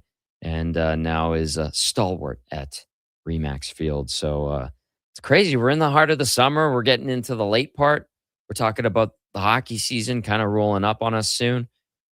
Mid-September, early-ish September, rookies will report. And then September 29th, we're talking about the Oilers and Canucks. The game to kick the season off for the Orange and Blue, and the beginning of another 84-game season, something that hasn't happened since the early 90s. And I think there was neutral site games back then when they were kind of testing the waters for expansion. And then that changed and went back to an 82-game schedule, something we were very familiar with for years and years and years. A couple of quick texts here. Greater Man says, back in the good old days, you would drink 2 beers per period at the Coliseum and have a great time. Nowadays, we go pregame, grab some food, beers, and stuff at a reasonable price / happy hour specials before we go to our seats. Maybe have 2 beers at the game. We rarely eat there. Raising the price of beers will only benefit the restaurants and bars around Rogers Place more. This one from Nails. Hey, Nails, good to hear from you. Says, I've never been to a game at Rogers, but in 2017, I went to the PBR qualifiers with my son. Tickets cost a pile then, but I am not sure what a ticket for a game would be. What are they worth? Nails, not cheap. Upper Deck, not cheap, but you can find deals. But then once you get in, evidently the beers are going up. And last year, I believe they were $19.50 a beer. I went to the CFR, and I think I caught a concert, or I went to a couple Oil Kings games. And they were not cheap, man. That's for damn sure. And Dr. Dick Richards says, I couldn't hate these billionaire pieces of blank, blank any more than I already do, just screwing us over. I refuse to go to Oilers games or buy their overpriced merch. So blank and blank can raise prices all they want. Eat the rich. Dr. Dick Richard. He is letting them have it. Tub Guy says that is a serious problem with the Oilers. I was a season ticket holder for 27 years until this year. They have priced me out of being a fan of theirs. Greedy ownership. Go Panthers. Signed, disgruntled. Tub Guy. And unfortunately, or fortunately, depending on how you look at it, I have heard from more long-time season ticket holders, people that have the money to buy season seats for multiple years, multiple decades, saying they've kind of hit their threshold and no more. So maybe we're there. Maybe the bubble is bursting, Brando. Hey, we kind of talked about this going back to the sale of the Seahawks in a little bit different context, but the price of these teams and the reason their valuations keep going up is because how much money they bring in. And it seems like owning a sports franchise, and especially the right team in the right city, is a license to print money. And as Tom, as much as I can really appreciate the people that do kind of take the stand where they say, yeah, like it's too expensive now. Like even if it's still within our means, like the juice is no longer worth the squeeze in terms of the experience and going out of the house and dealing with the encumbrances that a night out entails, getting to the rink, parking, if you're transiting there, whatever the case, the cost inside, the cost of the seats, yada, yada, yada, on and on. I'll sit home and watch it from the comfort of my couch, or even just go to a local establishment with the same group of friends I'd go to the game with, get a good table, get it reserved, watch on a 90-inch TV that every single sports bar has, if not a whole slew of them, like places like First Round, which is a great spot. And they'll do it there and drink. Like you said, every place has game day deals on food, on drinks. It's more affordable to do that by a near infinite number than it is to actually go to the game and try and get the same level of utility out of your dollar. Yeah, that is very well said. Like, listen, I love going to sporting events. Obviously, I'm fortunate to do what I do, so it's a bit of a different perspective. But if you can get something to eat and a beer for the same price as one at a stadium, but you're doing it at a sports bar, a restaurant, a First Round, if you will, it's a hell of a deal. And that your buck goes way further in that situation. So I get it. And yeah, listen, this market's loyal to the oil, but I think most people have a limit in how much they want to spend. Now, there's others that say they do and then they spend anyway. But I think the majority are of the mind that, listen, I can't justify it. It's too expensive. I don't want to go to a game and spend $1,000. Not everyone can do that. So it's interesting. Then you hear Leah talking about the Stars and Mavericks. They want to control more of the revenue. They're building their own buildings and arenas and districts, moving out of a serviceable, very nice arena in downtown Dallas, and they're breaking up. Too many suites, they say, at AAC. How things have changed. Yeah. Yeah. We'll get to more of your texts on the way as we roll through hour number 2 of the Gazzola Show, presented by Bet365 right here on 1440. Summer weekends in Alberta mean one thing: tournament season.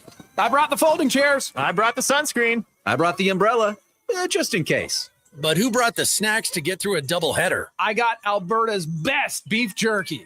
Wilhauk Beef Jerky, the ultimate sideline fuel. Whether you're cheering on the kids or watching the pros, load up on Alberta's best beef jerky. Wilhauk Beef Jerky, because you can't have summer fun with salad. Only available in Leduc. Hi, Mike here from Northgate Chevrolet Buick GMC. Car shopping sucks. That's right. Going back and forth 100 times just to get a price. Give me your credit card for a test drive. What's all these extra fees? That sounds ridiculous. At Northgate, we do things a little differently. Good deals on new, pre-owned vehicles, good people, and a great selection. Stop in and see us today, 13215 97th Street, or visit us online at northgategm.com. You're in Northgate country. Want to invest in Alberta's workforce, fill your talent pipeline, and get funding? Careers, the next generation connects employers with motivated, pre-vetted youth through funded internships. Easy, impactful, and risk-free. When you work with a group like Careers who have experience in that area, they can demystify and navigate all the complex steps and stakeholders that have to be involved. Visit careersnextgen.ca today. Okay, new strategy. I'll just live in the freezer till October. It's spacious in here. It's spacious. There's a better way to survive the coming AC season. Pro Solutions is your one-call solves-it-all expert for AC repairs, tune-ups, and new installations. We offer convenient financing options and fast appointments so you can enjoy your entire home, not just the freezer. Now I can leave the frozen peas where they belong. Book now at prosolutionsinc.ca. Yeah, it's me again. And if you're sidelined with a sports injury, you already know nothing's more frustrating than being told to just rest. At Leading Edge Physiotherapy, we get athletes moving sooner with our zero gravity treadmills. You can run, train, and rebuild strength with up to 80% less body weight, so your injury heals while your confidence comes roaring back. When your sports injury's yelling, whisper back, leadingedgephysio.com, because life shouldn't hurt. From the first pitch to the final out, catch Toronto Blue Jays baseball games live right here. Don't miss a moment of Blue Jays baseball this season. Sports 1440 is proud to be the home of Blue Jays baseball. The Lawnmower Hospital is gearing up for the Graham Mace Classic on June 19th, raising vital funds for Santa's Anonymous. An event this special doesn't happen without amazing community partners. The Lawnmower Hospital wants to send a huge thank you to Green Drop for their generous sponsorship of this year's tournament. We truly appreciate your support. In Edmonton, when you want your yard looking its absolute best, support the businesses that support our community. For all your lawn care needs, trust Green Drop. No! Canada is up 2-0. That is the most dangerous lead in soccer. Relax, Mike. See that, Dan? My left eye is twitching. That's my warning eye. It'll be 2-2 by stoppage time. It's never wrong. With early payout from Bet365, I got paid the second they went up 2 goals. So to me, it's now the safest lead. Early payout from Bet365, huh? Now my right eye is twitching, Dan. Bet365. If gambling is affecting your mental health or well-being, 211 Alberta is here to help. Call or text 211 or visit ab.211.ca. 18 plus only. T's and C's apply.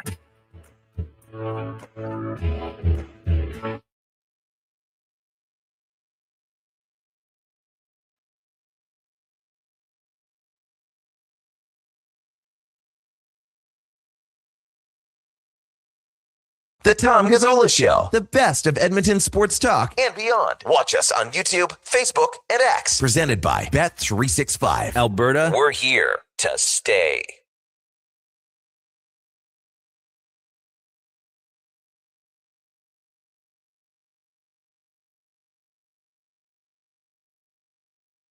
$47, little John Cougar Mellencamp for you there.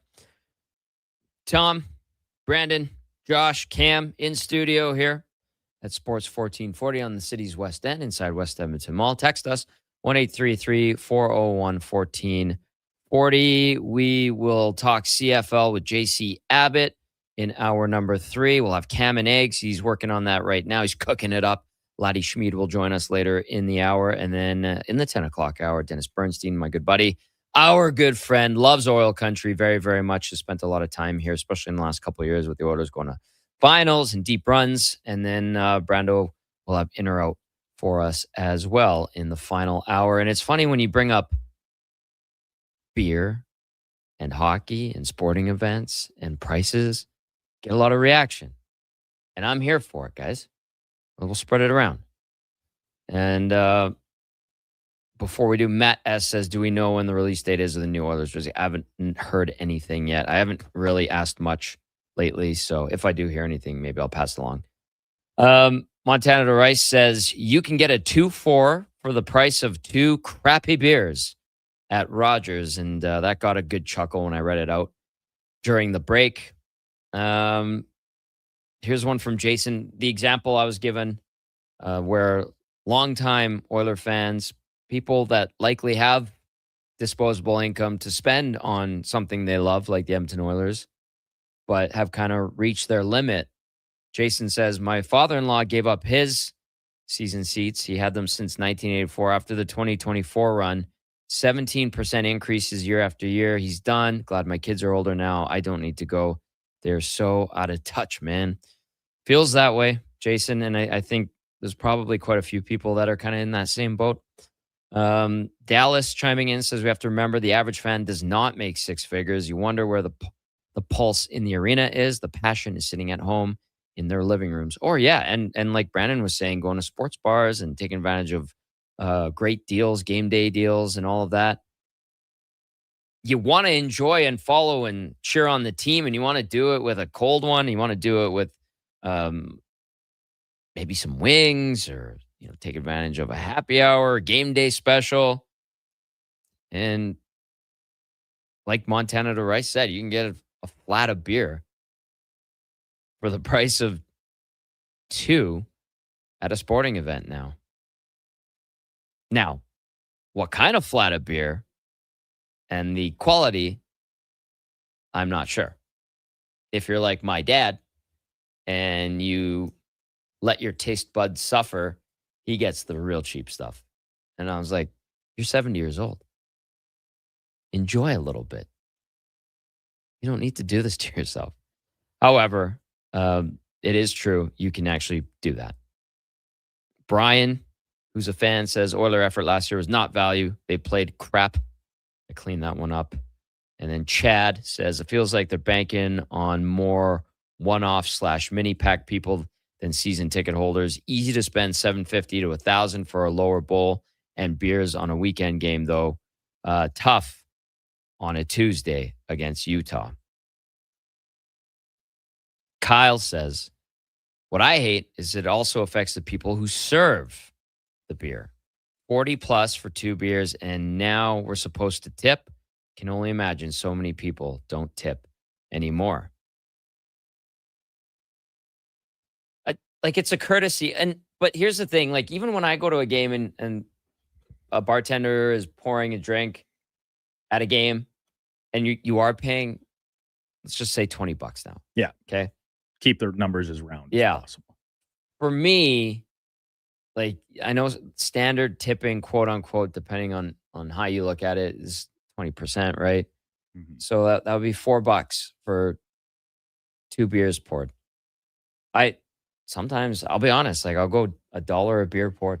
I'm there with you, Tom, and I'm not someone that considers myself a cheap person, and I'm sure there aren't very many people that do consider themselves that, but I enjoy tipping people for good service and stuff. I do think the culture of tipping North America has gotten out of control. The places that ask you for tips.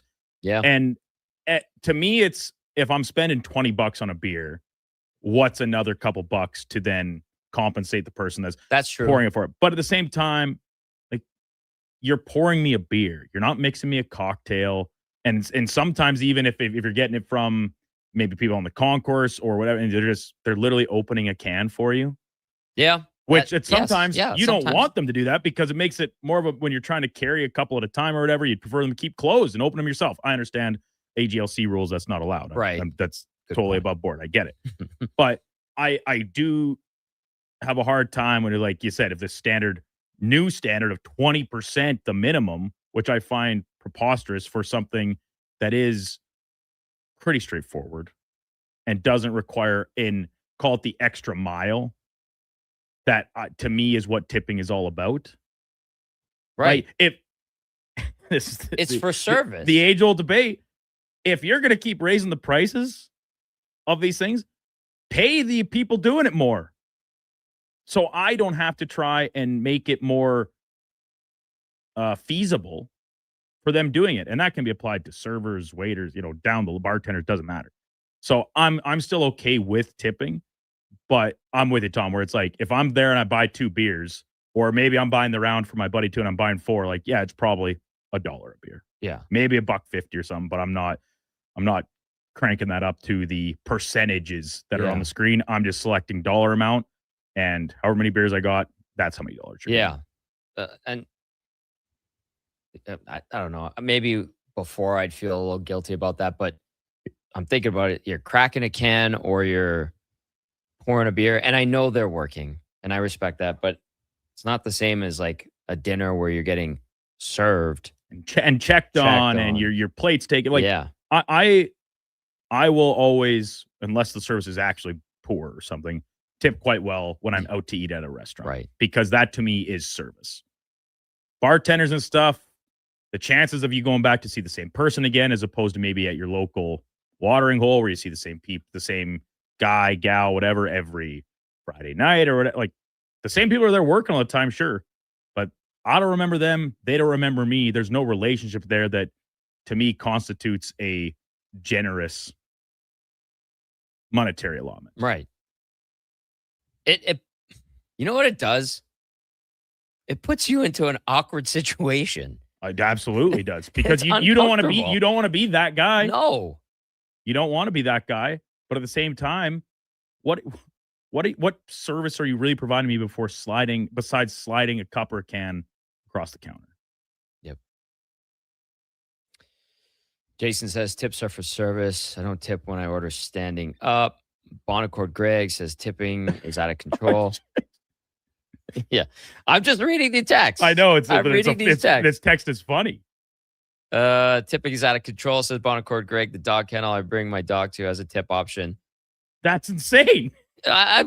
What? It's expensive already, says Bonaccord Greg. And I'm sure that's the case. And I get it, they're looking after it. And so once again, the awkward situation it puts you in, because if you don't tip them, are you then conscious of like, next time I come back here, they might remember, and they all of a sudden will like not look after my dog as well, because they're like, that guy's a cheap a-hole.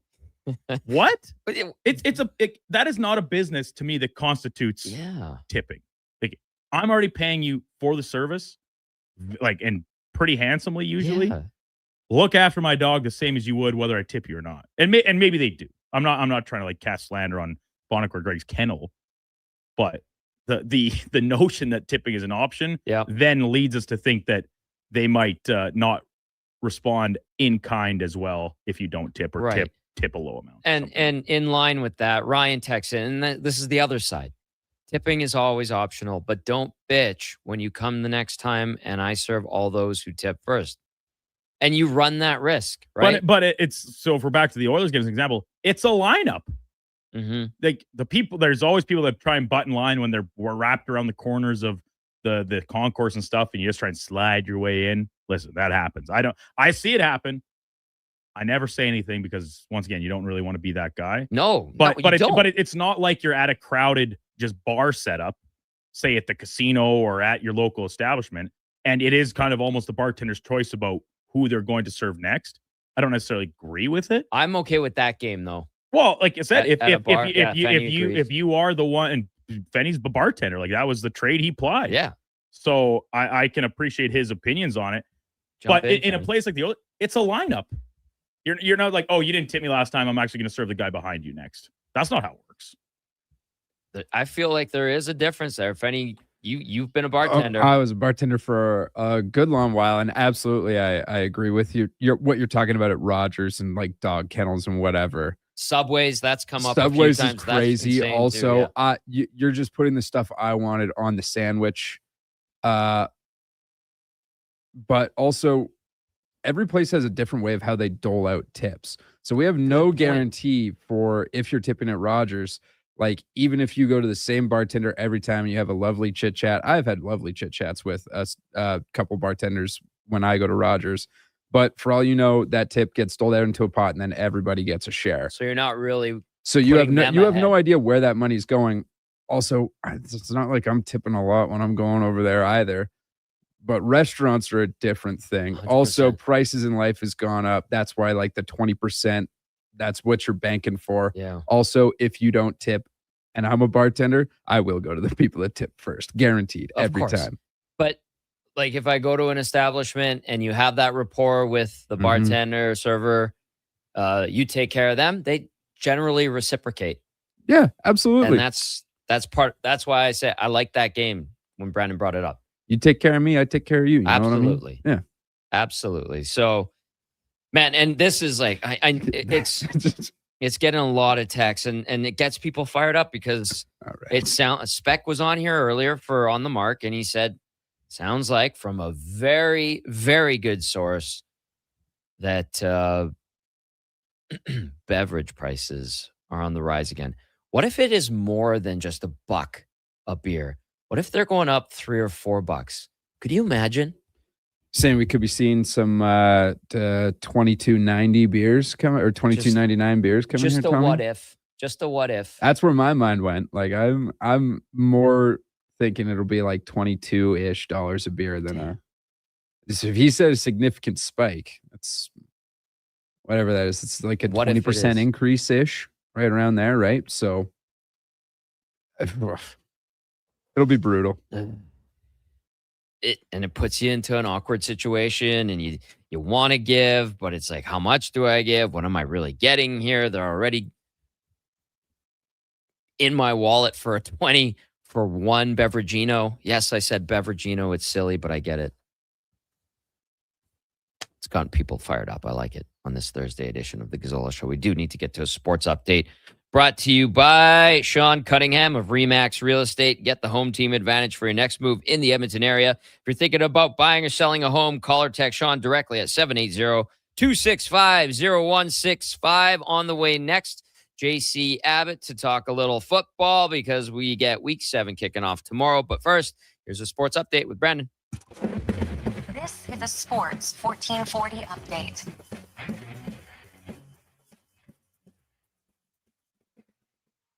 Last night, Philadelphia Flyers and RFA forward Trevor Zegras avoid their arbitration hearing by coming to terms on a 4-year extension that'll pay Zegras a $9.125 million average against the salary cap. Zegras just finished his first season in Philly, finished second on the team in scoring with 26 goals and 67 points over 81 games played. Ditto situation in Winnipeg as the Jets come to terms with Cole Perfetti, their RFA forward, 5-year deal at a $6 million AAV for Perfetti, who had 12 goals over 68 games last season in the PEG. World Cup semifinal number 2 yesterday. Another late comeback by Argentina lifts them to a 2-1 win over England. Argentina will now take on Spain in Sunday's final, while France goes up against England Saturday afternoon in the third place matchup. Open Championship from Royal Birkdale in England. Sung Jae Im, Daniel Brown currently atop the leaderboard. Both shot 4 under in their opening rounds. High Canadian at the moment is Nick Taylor. He's tied in 10th, shooting 2 under, and his opening round has wrapped up for the day. Coming up in hour 3 of the Tom Gazzola Show, we'll be joined by 3 Down Nations, JC Abbott out in BC, as well as our Thursday co-host for one final time, former NHL defenseman Ladis Schmid. I'm Brandon Douglas, Sector Sports 1440 Update. This is Sports 1440, a Stingray radio station broadcasting on Treaty 6 territory. Download the free iHeartRadio app and listen to CKJR wherever you go. It's time to hit the greens. Elevate your golf game with Country Club Tour Golf Academy. No matter your experience, our PGA of Canada teaching pros are here to help. Enjoy lessons year-round between our 7 CCT golf courses and 2 state-of-the-art indoor facilities. Choose the location convenient for you. We offer private lessons, group lessons, expert club fittings, and junior camps. Visit our website to learn more and get ready to take your game to the next level. Booking is easy. Go to countryclubtour.com/golf academy and schedule your lesson today. Mr. Rooter has deja vu. Mr. Rooter has deja vu. The bathroom is right over there, Mr. Rooter. Thank you, good sir. Wait, I swear I've plunged this toilet before. It was clogged with a snow globe. Am I living in a time loop? Oh, good. It's just a voodoo doll that looks exactly like me. Whew, what a relief. For a plumbing experience you'll want to relive, call Mr. Rooter.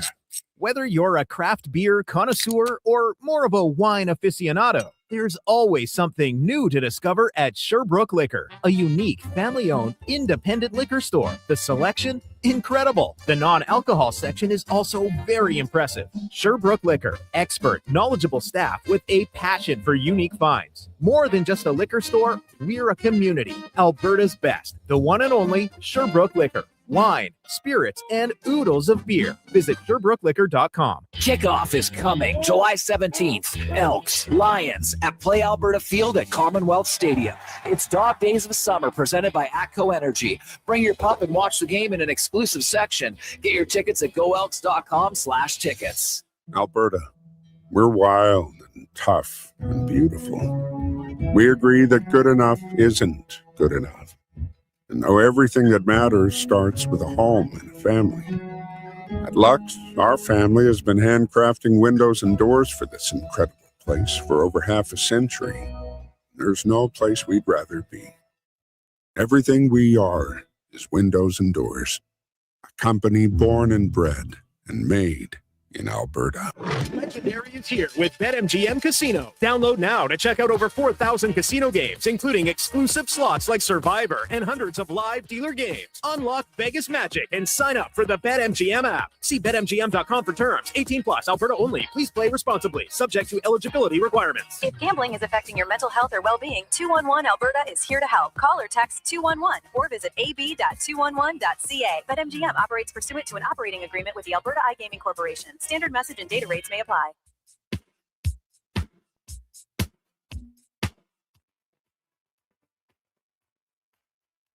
The Tom Gazzola Show on Edmonton's sports leader, Sports 1440. Presented by Bet365. Alberta, we are here to stay.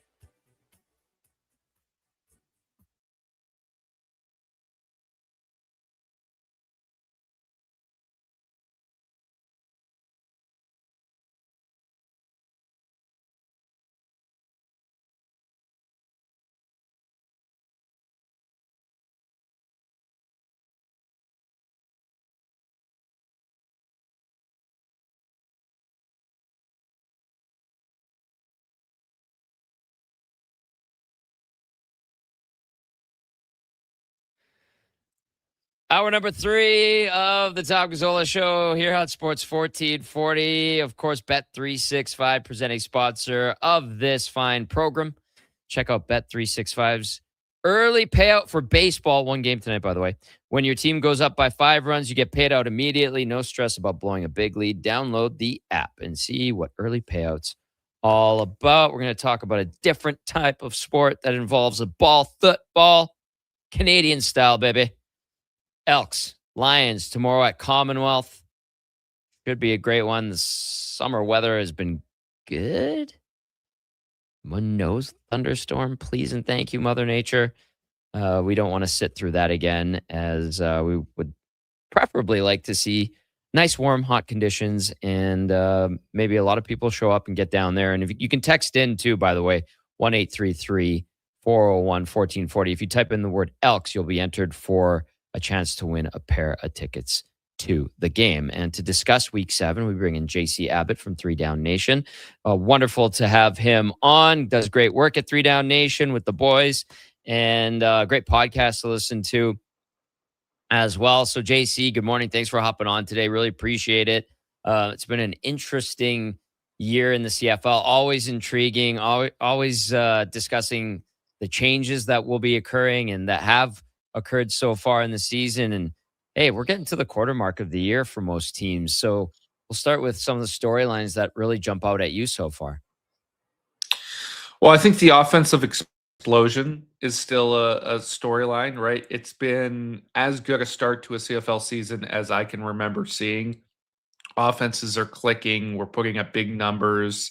It's been exciting finishes for the most part in these games. So really high quality football, which contrasts, of course, with the fact that the game is going to be tweaked heading into next year with some pretty significant changes in terms of the field dimensions and the goalposts. So that's always going to spark some conversation with fans who are opposed to those rule changes, pointing at the current production and saying, hey, look, we don't need them.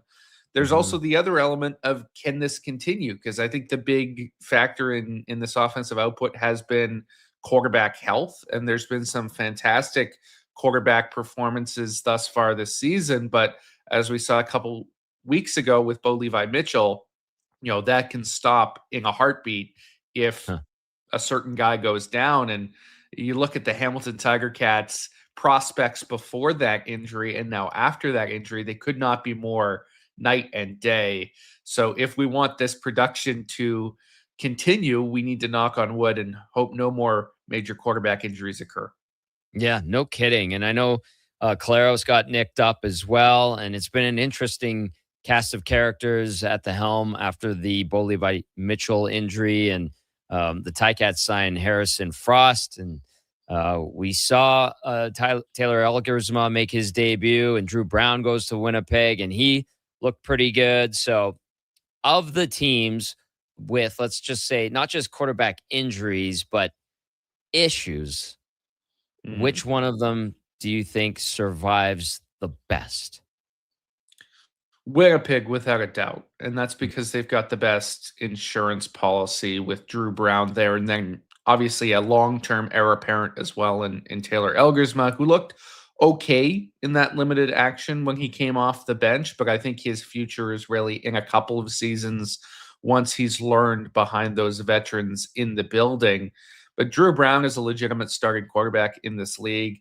I think you could make the argument that he is better at this stage at pushing the ball down the field than Zach Collaros might be, just given his age and the stage he's at in his career. And he is extremely comfortable in Winnipeg. He knows that system because Tommy Condell was with him in Ottawa for 2 years. He's familiar with the city and Mike O'Shea's leadership. He has their trust. Like, you saw all of that in his first start. And I think the Bombers are very comfortable if Zach is out for any stretch of time. And he may be back this week, he may not. But even if he goes down again, you've got somebody there. As for the other teams that have that issue, I don't think you can say the same thing. Hamilton, is it going to be Jake Dolegala this week? Is it going to be Trey Ford? I don't know that you're confident with either of those options. I personally prefer Ford because of the high-end potential there, but we all know some of the knocks and the problems with his consistency. And then I think Ottawa is the other team that I would throw in that boat. And Jake 100%. Mayer is fine, right? Like, he is a guy who's not going to necessarily lose you games, but he's not winning you games either. And the problem that they have is, McLeod Bethel Thompson is the backup. There's all sorts of whispers of, when will Ryan Dinwiddie bench Jake Mayer and put in McLeod Bethel Thompson? Well, he's 38 years old. He did not look good last year in Montreal. I don't think he gives you a better chance to win now. I don't think he gives you a better chance to win in the future either, because if Jake Mayer's not your guy, you got to find out who the next guy is, and it's not going to be somebody pushing 40. So Ottawa is in a really difficult situation as well, in my mind. JC, I had to work the Red Blacks room. We forgoed the Elks room after that game, and it was desolate and really, really rough. Like the long stairs, and AJ Jakovic was saying, like, how do you fix this? That's what he was asking the guys, and most of it was, I don't know right now, and even Ryan Dinwiddie, whose task it is to fix this. So not good on that end when it comes to the Red Blacks. JC Abbott with us from 3 Down Nation, talking CFL. Let's bring it home, baby. Let's start with Week 7 kicking off tomorrow. Lions visiting the Elks. I know it's been a whirlwind start all over the place for the Lions. And then Edmonton's been like the pleasant surprise of the CFL so far. How do you look at this game? Edmonton has just been whooped by BC in recent years. Do you think that changes, even though a couple weeks ago, as a lot of Elks have told me, they got their teeth kicked in that game in Kelowna? I think it's a really interesting test for the Elks because the Lions essentially laid out the blueprint for how you beat Edmonton this season, right? Force defensive turnovers, take away the run game, make Cody Fajardo throw it 50 times. That's how you get those mistakes that they were able to capitalize on. And I think the Elks realized that they put themselves at a disadvantage in that game by not being able to execute in certain aspects. I think they've had lots of time to think about it. And hopefully they come in here with a refreshed game plan. Now, the Lions are coming off a bye, right? They've had nothing but time to think about how they're going to tweak that game plan further to have an even better performance against Edmonton. So it becomes a really interesting matchup there. And I was at Lions practice yesterday. Like, this team's got a little bit of spunk and energy to it right now. Obviously, there was a coaching change before that Edmonton game where they fired special teams coordinator Corey McDermott. The team sort of rallied around because of that. Now they've brought in Dennis McKnight. And I tell you what, the amount of shouting and cursing and yelling and encouraging coaching that's happening with Dennis McKnight on the field, I don't know that I've ever seen it. This is an old school, fired up, energetic guy. And it's starting to percolate throughout certainly the lower half of the roster that cuts their teeth on special teams. So I'm excited to see what impact that's going to have in the Lions' performance, because he's got them chomping at the bit, I should say, to go out there and hit somebody. It's going to be an interesting game tomorrow. Hopefully the weather holds up, like I was saying, and we'll see if Edmonton can get to 5-1, BC at 1-3, but maybe a deceptive 1-3 for the Lions. Okay, let's look across the other games in Week 7. Calgary and Montreal at McMahon Stadium. Do the Stamps have a chance against a pretty damn good Montreal team? I think they have a chance, right? Calgary is a good team. We saw just how good they can be a couple weeks ago when Vern Adams Jr. went off against Toronto. I just think Montreal is a better football team right now. And what they can do on offense with Davis Alexander and Tyson Philpott, it's just unbelievable, right? Tyson Philpott, you could argue with Justin Rankin, those are 1 and 2 in the MOP race right now. His numbers are unbelievable, and it doesn't seem like he can be stopped. And certainly Calgary couldn't stop him last week. Now, is Alexander's hamstring going to bother him after he pulled up a little bit lame late last week? He says not, but it's always something to monitor. But if you're at even most of the way to full strength with what they've got on offense, I think the Montreal Alouettes are always in a football game and have to generally be considered the favorites. I've got them picked this week. All right, Toronto and Hamilton's probably the other intriguing matchup. I know Winnipeg is in Ottawa, but I don't know how much faith people have in the Red Blacks to get into the win column. So let's take a look at that Toronto-Hamilton matchup. It's going to be an interesting one in terms of the QB decision for the Hamilton Tiger Cats. I'm hearing whispers that it may be Trey Ford who gets the start rather than Jake Dolegala. I think that's probably the right decision if they go that way.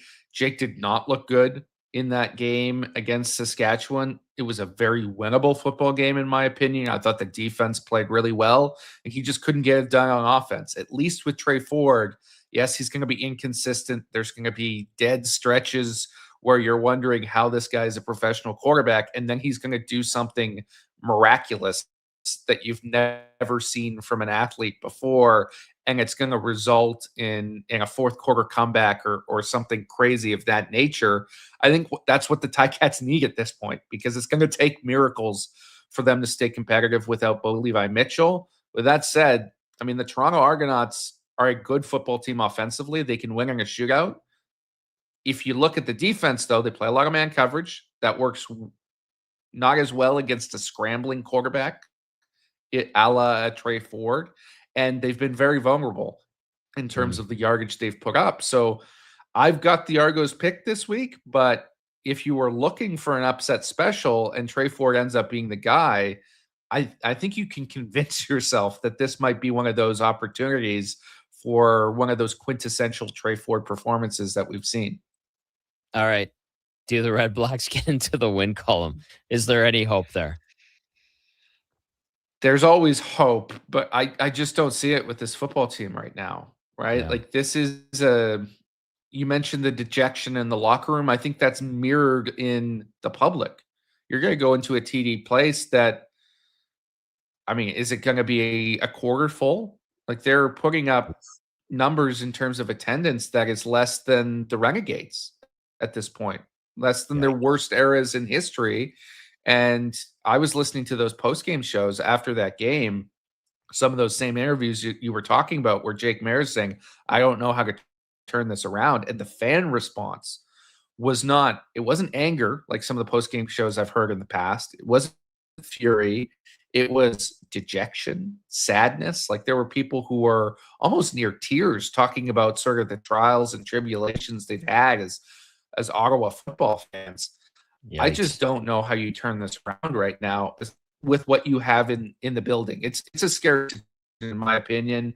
I wish them the best. I hope it happens for the league, because the best storyline of the season has been the Edmonton Elks, the worst Blacks. And I think they need to get spot around at this point. I just don't know if they have the personnel or the aggressive offense can happen.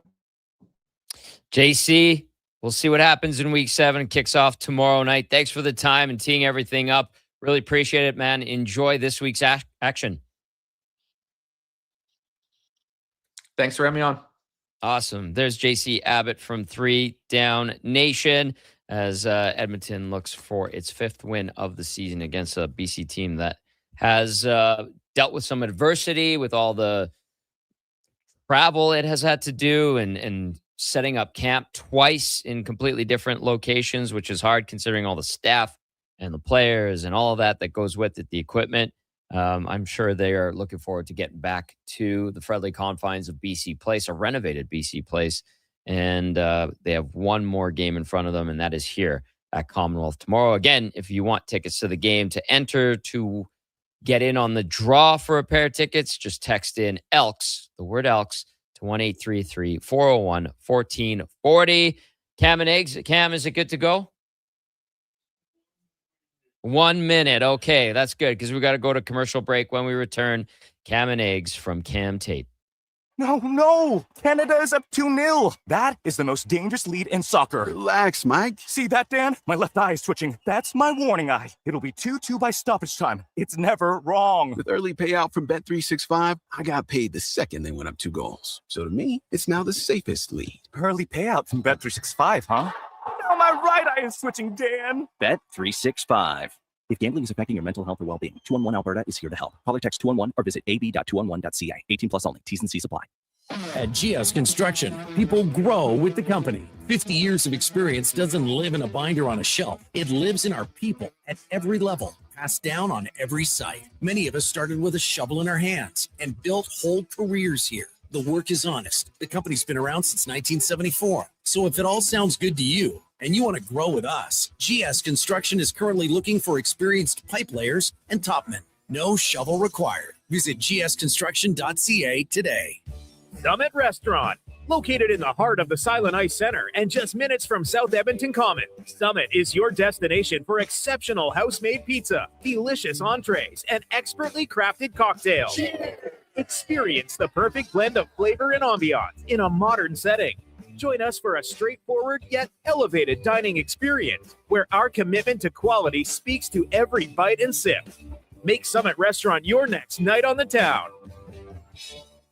Today on Hey Culligan, how smart is your water? Here's Tracy. Hey, Culligan. I think my water might be dumb. Good news, Tracy. Your water's not dumb. It's just not talking to you. You can make my water talk. No, but the new Culligan Smart Drinking Water System can talk to your phone to tell you when your water filters need changing and help you meet drinking water goals. Now that's some brilliant H2O. You said it, Tracy, and we're already on the way. Let us help you out with a free in-home water test from a local Culligan water expert at culligan.ca.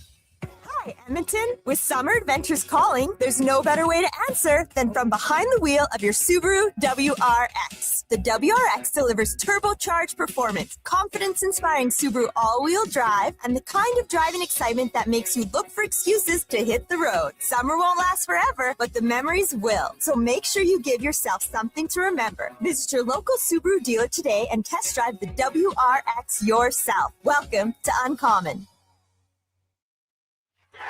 You wanted local sports on weekends. Saturday mornings at 9, check out the Saturday Sports Setup, where we'll tee up what's happening on the weekend sports scene. Tune in Saturday morning at 9 on Sports 1440. Question: what do you do with your metal? Lawn ornaments. Statues. I made this hat for Kitty, but it's a little heavy. Sorry, Mr. Fluffles. At Metal Supermarkets, they encourage you to submit your creations to the Metal My Way Gallery today. You can win some great prizes. Go to metalmyway.com, a celebration of metal mastery. Proudly sponsored by Metal Supermarkets, the local convenience stores for Southside, West End, metalsupermarkets.com. Rainy weather, flooded basements, not a great summer so far. Hi, it's Dennis from Moose Johnson. If your home has been flooded and your furnace, water tank, or central AC sustained damage, remember, you can choose the company you'd prefer to repair or replace it. You don't have to use the restoration company's referral. After all you've been through, you don't deserve to be pushed into something you don't want or need. So count on a business that's been helping homeowners for nearly 50 years. Visit weiss-johnson.com today.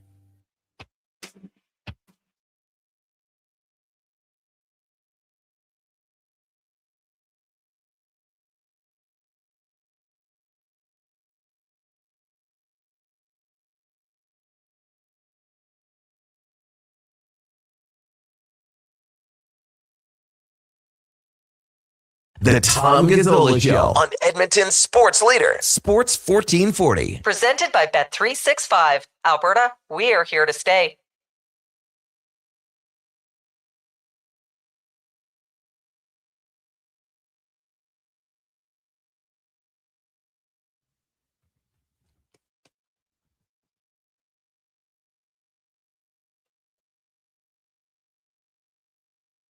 That is the official entrance music of the North Edmonton Red Wings Junior B team. At least it was when I played for them. I don't think you knew that, Brando. I learn something new on this show every day, Tom. That's how I know I'm still enjoying myself. I'm a lifelong learner. Oh, hey. And that is one of just many fun new tidbits that I've picked up today, along with the tidbit from our friend Speck that beer more expensive than ever. Ugh. Awful. And people are pissed. That mad. Talk about inflaming the text line this morning between the actual discussion around the price and then getting into the tipping discussion. Yep. That gets people fired up. It gets people fired up. And I know it's people's jobs to work bars and to serve and all that. And you want to make sure they're compensated well. But like a lot of people have said, like, to what extent, especially when the price point for what you're buying is already ridiculously inflated. It just, and listen, we've had both sides of the argument come in, and I understand both sides. And then, like, Benny was talking about his bartending days, and hey, tips are great. And yes, the people who take care of you, you are inclined to take care of as well. And totally get that. So, yeah, that got a lot of people talking. And then Cam and Eggs, is it about what we talked about? Yep. Okay. So earlier in the show, as we get set to go to Cam and Eggs from Cam Tate, Harry had texted in regard to, some changes at Global that are being reported. I haven't seen anything since then, but Cam was digging into it. Our intrepid reporter and contributor here on the Tom Gazzola Show on 1440. Let's get into Cam and Eggs. Good morning again to Harry. Texted about Global Television shifting production out of Edmonton and Calgary. Check the feeds. Stories everywhere. Prominent on my social media platforms. And here's what keeps me up. We're watching newsrooms disappear faster than we can blink, and nobody seems to care until it's gone. Think about that. Real reporters doing real digging. People who knew their communities, who asked hard questions. They're vanishing. And we're replacing them with content. Quick, cheap, often wrong, but fast. We say we want truth. We say information matters. But then we optimize for speed over accuracy, for profit over people, for clicks over consequences. Here's the hard part. We chose this. Every time we shared the quick version instead of waiting for the real story. Every time we consumed news like fast food. Every time we celebrated disruption without asking. Disruption of what? Local journalism isn't just about news. It's about accountability. It's about someone actually being there, watching, asking why. So, I decided to dig in. Major changes are coming to Alberta's airwaves. The Western Standard reports that Chorus Entertainment is preparing to shut down local news production for Global TV in Calgary and Edmonton. By the end of August, production is slated to move entirely to Toronto, where newscasts will be run remotely. Sources warn heavy layoffs are expected in both Alberta cities as Chorus battles declining ad revenues and climbing debt. Now, the Western Standard reported this story, quoting unnamed sources. From a news point of view, one name would give this story credibility. One thing did caught by when I saw the story came from Dave Naylor. I thought, okay, cool. Dave Naylor of TSN. Let's dig in. But this Dave Naylor is news editor and Calgary bureau chief of the Western Standard, based in the Calgary headquarters. He served as city editor of the Calgary Sun and covered Alberta news for nearly 40 years. See, that's why we are where we are. The Western Standard story creates people fired up. Water cooler talk, maybe. But on the other hand, Sports 1440 is a direct byproduct of one radio station going silent. We're lucky in Edmonton to have someone like Jason Greger to keep credible sports reporting in Edmonton at its very sharpest. Cam and Eggs, Sports 1440. Nicely done, Cam. Cam Tate with that one. Yeah, sources are important. Accountability, being there, not just taking information off a press release. So I think Cam kind of hit it on the head, man. And we'll wait to see official news, right? But if these changes are happening, that's a tough shift. Yeah. So well done, Cam. Brando, I know. Man, like talk about hitting the nail on the head.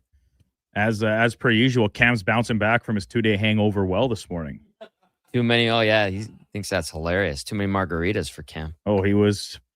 I would say he was tilting them back, but I think it was more so the con man was helping him out. Cam was sucking him through the straw. I've never seen someone delete drinks so efficiently through a straw before. It was funny.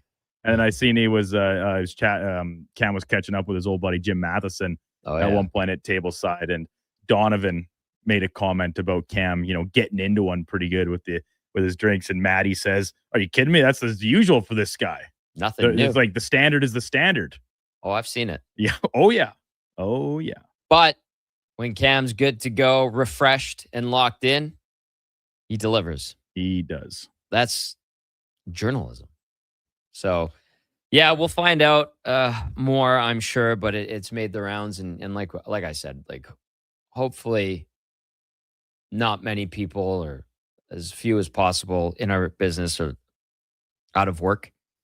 Because after last week's Rogers announcement, that was pretty tough sledding on the news and sports side. And of course, Calgary, Vancouver, scrambling to figure things out. Where do the Flames put their radio broadcasts? And I'm sure I know they're already working on that, but what about the Stamps? What about the other teams? I mean, they have 9 teams playing out of the Saddle Dome. I'm being a bit facetious, but there's a lot of sports teams there that want to make sure that their games can be heard. What platform do they have now? Do they take it in-house? That's something that we've seen from not only, NHL teams have done it.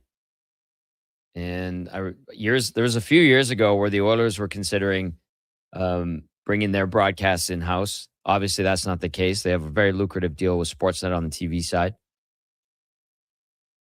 It's an evolving media. So as Laddie Schmid storms in. So we'll see where things go. And if we have anything further in regard to the situation, because it affects local news here in our city. And there's some interesting reporting. So Pat saying, take a look at Tensor's timeline. I'll take a look at Tensor's timeline, see what he's got here. Dan had some very strong words. He's got some interesting stuff. Go take a look at that. Anything? Laddie has come in here, guns a-blazing. Do you want to hop on right now, or do you want to wait a few minutes? I'll wait. You'll wait? Okay, good. Yeah. How much time are you going to waste? Oh, my goodness. We'll get to that. And then I'm curious how Benny thinks about this, because you're coming into this industry at an interesting time. Yeah. Microphone to anybody these days, Are you quoting the BC Lions right now, Laddie? That's very, very in touch with you. Oh, wow. Big CFL fan here. Yeah. It's disheartening for sure. I mean, I had a very nice chat with Jason at KK's going away party about his career, essentially, because I didn't really know. So I asked him a couple questions, and I'm very thankful that there are opportunities such as this station that are privately owned by a guy like Jason, where we can get our feet wet. And maybe this is the new way that things are going. Podcasts are huge, and podcasting networks, look at The Ringer or things of that ilk, right? And so I don't think radio will die. It's tougher to get local news stations to get going, but where there's a will, there's a way, and hopefully, there are smart people that are going to go, hey, you know what? We have an opportunity. People in Calgary or Vancouver or Edmonton was for a time of, hey, we can get this stuff. Yep. We can get this stuff rolling. Yeah. Because the want is there for people to get after it. So am I a little afraid for my future? Probably slightly a little bit, yes. But where there's a will, there's a way. That's true. No clue where the Canucks radio broadcast will be, by the way. I haven't touched base, but I'm sure buddy Irf Gafar would know. So the Flames, I know, are working on something. They got to work immediately, and then I'm sure the Canucks are scrambling and probably have a plan in place by now after the news last week. And again, with the stuff locally, with the news and the reports that we're hearing, if we hear more, we'll pass it along. But Cam, great stuff with Cam and Eggs there, and a lot of people saying, nicely done, Cam. So Cam Tate, who's in studio with us, crushing it after a 2-day siesta, let's say, after enjoying a little bit of frivolity at Kevin Karius's going away party a couple nights ago. We're going to step out for a quick breather. When we come back here on the Tom Gazzola Show, Laddie Schmid, one last glorious time on Sports 1440. Mr. Rooter has deja vu. Mr. Rooter has deja vu. The bathroom is right over there, Mr. Rooter. Why, thank you, good sir. Wait, I swear I plunged this toilet before. It was clogged with a snow globe. Am I living in a time loop? Oh, good. It's just a voodoo doll that looks exactly like me. Whew, what a relief. For a plumbing experience you'll want to relive, call Mr. Rooter. Kickoff is coming July 17th. Elks, Lions at Play Alberta Field at Commonwealth Stadium. It's Dog Days of Summer presented by ATCO Energy. Bring your pup and watch the game in an exclusive section. Get your tickets at goelks.com/tickets. It's dollar drink summer at McDonald's. Sip on a refreshing small fountain drink or a small iced coffee for just $1 each plus tax, all summer long. Only at McDonald's. Excludes flavored and cloud iced coffees. At participating Canadian restaurants. Taxes extra. Prices exclude delivery. Don't miss a moment of Blue Jays baseball this season. Join play-by-play announcer Ben Shulman for the games live on Sports 1440. The Toronto Blue Jays are on Edmonton's home for all things sports. Sports 1440. No. Canada is up 2-0. That is the most dangerous lead in soccer. Relax, Mike. See that, Dan? My left eye is twitching. That's my warning eye. It'll be 2-2 by stoppage time. It's never wrong. With early payout from Bet365, I got paid the second they went up 2 goals. So to me, it's now the safest lead. Early payout from Bet365, huh? Now my right eye is switching, Dan. Bet365. If gambling is affecting your mental health or well-being, 211 Alberta is here to help. Call or text 211 or visit ab.211.ca. 18 plus only. T's and C's apply. Bashaw Concrete Products. From concrete and septic tanks to blocks, precast water pads, Jersey barriers and aggregates. Farmers, contractors, homeowners. Plan your next project at BashawConcrete.com. Family owned, over 60 years pouring. Bashaw Concrete Products. Once again, start here. BashawConcrete.com.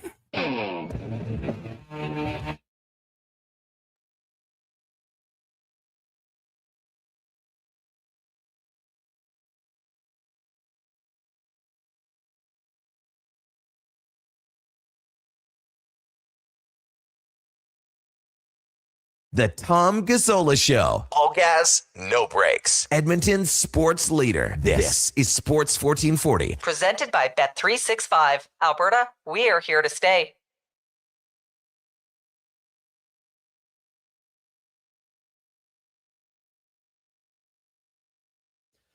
Let's dive right into it. Laddie Schmid right here on the Tom Gazzola Show, brought to you by Bet365. His final amazing, wonderful performance. You came in here hot, Laddie. Yes, of course. It's okay. Dialed it down. Look at the setup.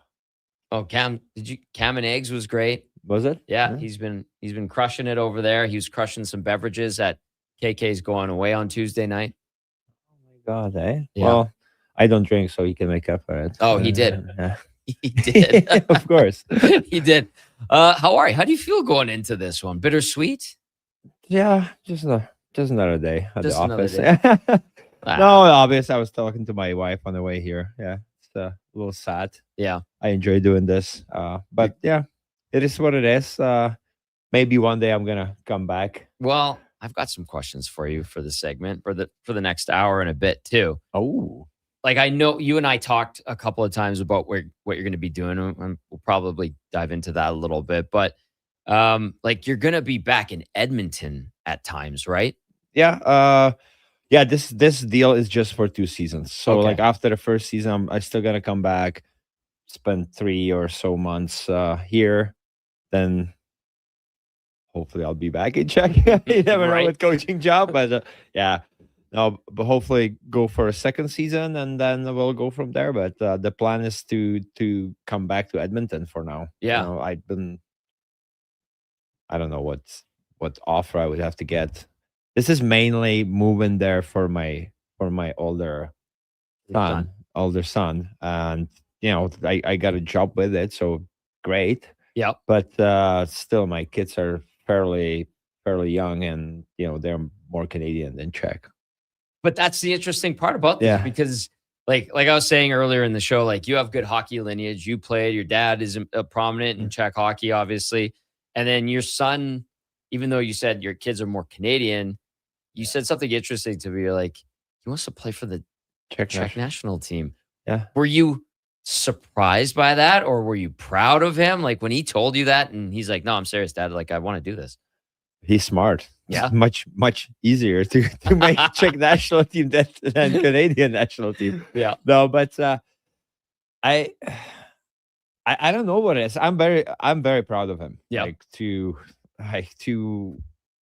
move to Czech with with me, my wife. Obviously, this is my second marriage, so his biological mom is here, Mhm. and go away from her. He's pretty attached to her. Yeah. Like every kid with their mom, right?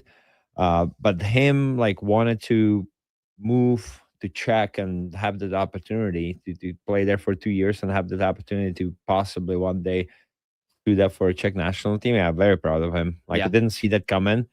Started when I was the assistant coach for the World Juniors. It started there. Like he was Oh, yeah. watching me and he liked like I had him on a FaceTime all the time, and then he talks to the boys from Oil Kings, the Czech guys. Mhm.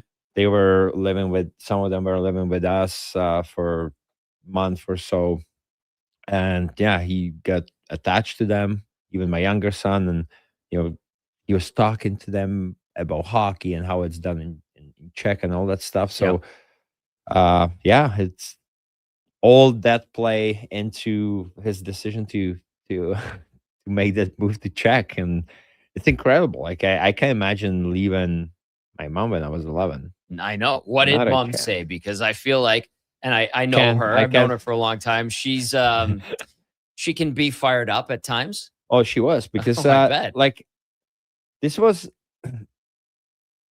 I didn't pay much attention to it after. Well, so it started at the World Juniors, and then I was coaching the U18 World Juniors. Yeah. And so this U18 World Juniors, obviously I was gone a lot. Like I was flying to Europe for the tournaments, and he was like keeping an eye on our results and all that stuff. Mhm. I was away for Christmas tournament in Switzerland with U18, but the World Juniors obviously was on TV, and again he saw guys that he knew from the Oil Kings being on the team. Yep. So he was following it, and they did really well, right? Silver medals. So his decision was made there. So when I came back from Switzerland, he was like on me, and he was telling my wife, Kim, that like what it takes. He was asking questions like what it takes for me to represent one day Czech. And the same question was asked by Matty Hayda, who was we were building him, Jan Hayda's kid. Jan the player Hayda. Yeah. So he was playing for NAX, and he was also curious, like what it takes for me to like, because he's got dual citizenship. Right. I was like, you have to spend 2 years in playing in Czech. Like, oh, that's probably too late. I was like, yeah, but my son overheard it, and it's like wasn't too late for him, Yep. really. So again, I wasn't paying that much attention to it. He's just like going off almost every day. Like it was getting annoying for me, and like this wasn't in my plans at all. Right. So like for 2 months, he's like, "Dad, I want to do it. Dad, I want to do it." And I was like, "Dude, like seriously, like it, like we would have to move the whole family. Like we would have to find you a team. Like it's not that easy. I have to do something." Yeah. So I didn't tell Ashley this at all for 2 months, and he kind of like went to her and say like, "I want to go to Czech and play." See, that part doesn't surprise me. Phone call right away. Are you effing kidding me? You put this fit in your son's hat. Obviously, she was fired up. Like, Yeah, no, I can see it. I can no imagine mom her wants voice. to. No mom wants to hear. Hey, my son wants to leave me Yeah. and go across the world. Right. With his dad. So I was like, calm down. I didn't put this in his hat. Like they were like Maddie and Lottie were both asking questions. So I was, I just told them what the rule is with the international hockey. So she calmed down. She's like, yeah, like this is tough to swallow. I'm like, just give it some time. Maybe he's gonna change his mind. Right. We're a week away. He hasn't changed his mind. There is some worries. Like he's nervous a little bit. Obviously, it's normal. Yeah. We'll help him as much as we can, but this is happening. Like he's nervous, but he's so excited to do this, and like I'm proud of him. Like he's so brave. Take Like some guts, man. yeah, it's like Okay. I have a few more questions. I'm sure other people do too. Hit us up 1-833-401-1440. But now that means like you had to get into coaching with a club because it's done differently in North America, right? yeah, it's very different. Well, I didn't. So when he first told me this, I called my best buddy, and my best buddy is a GM of my hometown team. So like I In first Liberec, right? yeah in Liberec. So I first started to talk to them about possibly coming back, and he got so excited because we always thought, hey, we would be working together. GM, I would be a coach. Yeah. And yeah, the negotiations they were going, but they weren't going the way I wanted. Okay. Like you still need like place to live, and in Europe it's pretty normal. Like if somebody comes from North America, even though I'm Czech, they give you car and usually apartment or stuff like that. Yeah. But because I'm from that city, so they think it's like we just got to give you like some salary and you can take care of the rest. I'm like, no. Doesn't work Like that way. no, it doesn't work like that. I have been away from you guys. Like I live in North America. I'm bringing my whole family here, and I need more than the money. I need place to stay because I sold everything. Place to stay. I want a car. Car wasn't a problem. Salary was okay, but still, I would have to find an apartment and all that stuff. Meanwhile, the owner of the team, like I have a good relationship with him. He built half of the city. Like he's he's got a construction company. So I was like, well, I'm gonna call him. Yeah, because you went back there and played after. Yeah, too. yeah. And my buddy's like, no, I'll take care of it. And it was kind of dragging on. And like the timing was incredible in this situation. Yeah. Where I got a phone call. I don't know. Before all of this, I got a phone call from the World Juniors head coach. And he was my head coach when I was finishing my career.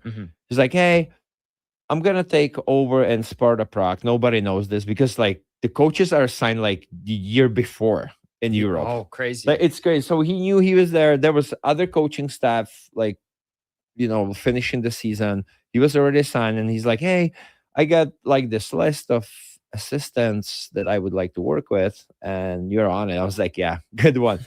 It's like you can cross me because I'm not coming to Europe. I'm not. Oh, wow. He's like, just think about it. I have he's like, you're not. Number one was some Canadian guy who was in the NHL and he didn't have a job anymore, but the negotiations didn't go well, I guess.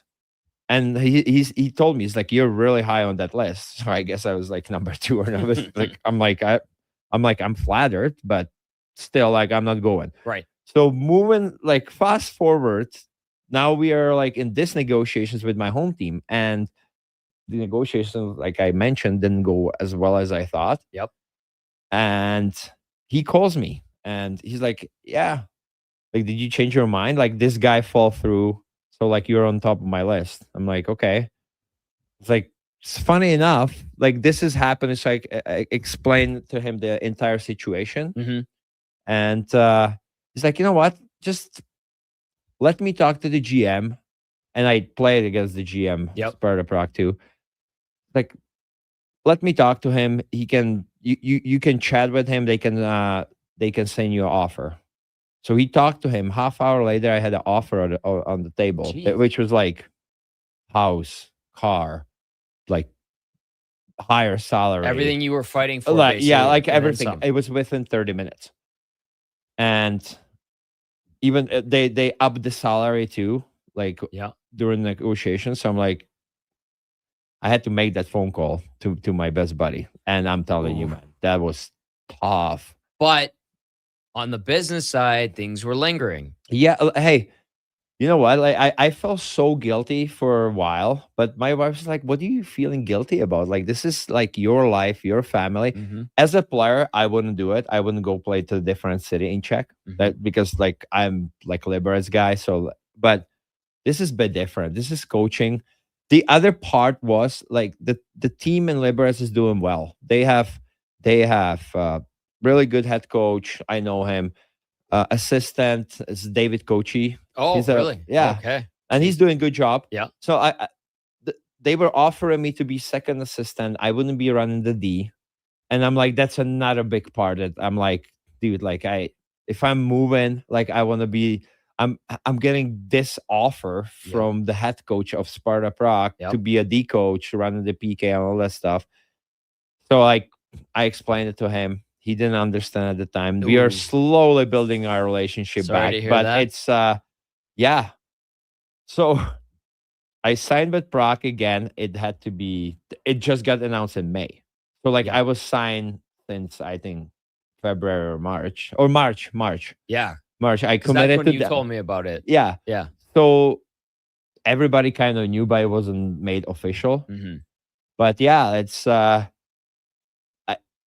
after that, everybody knew in my city.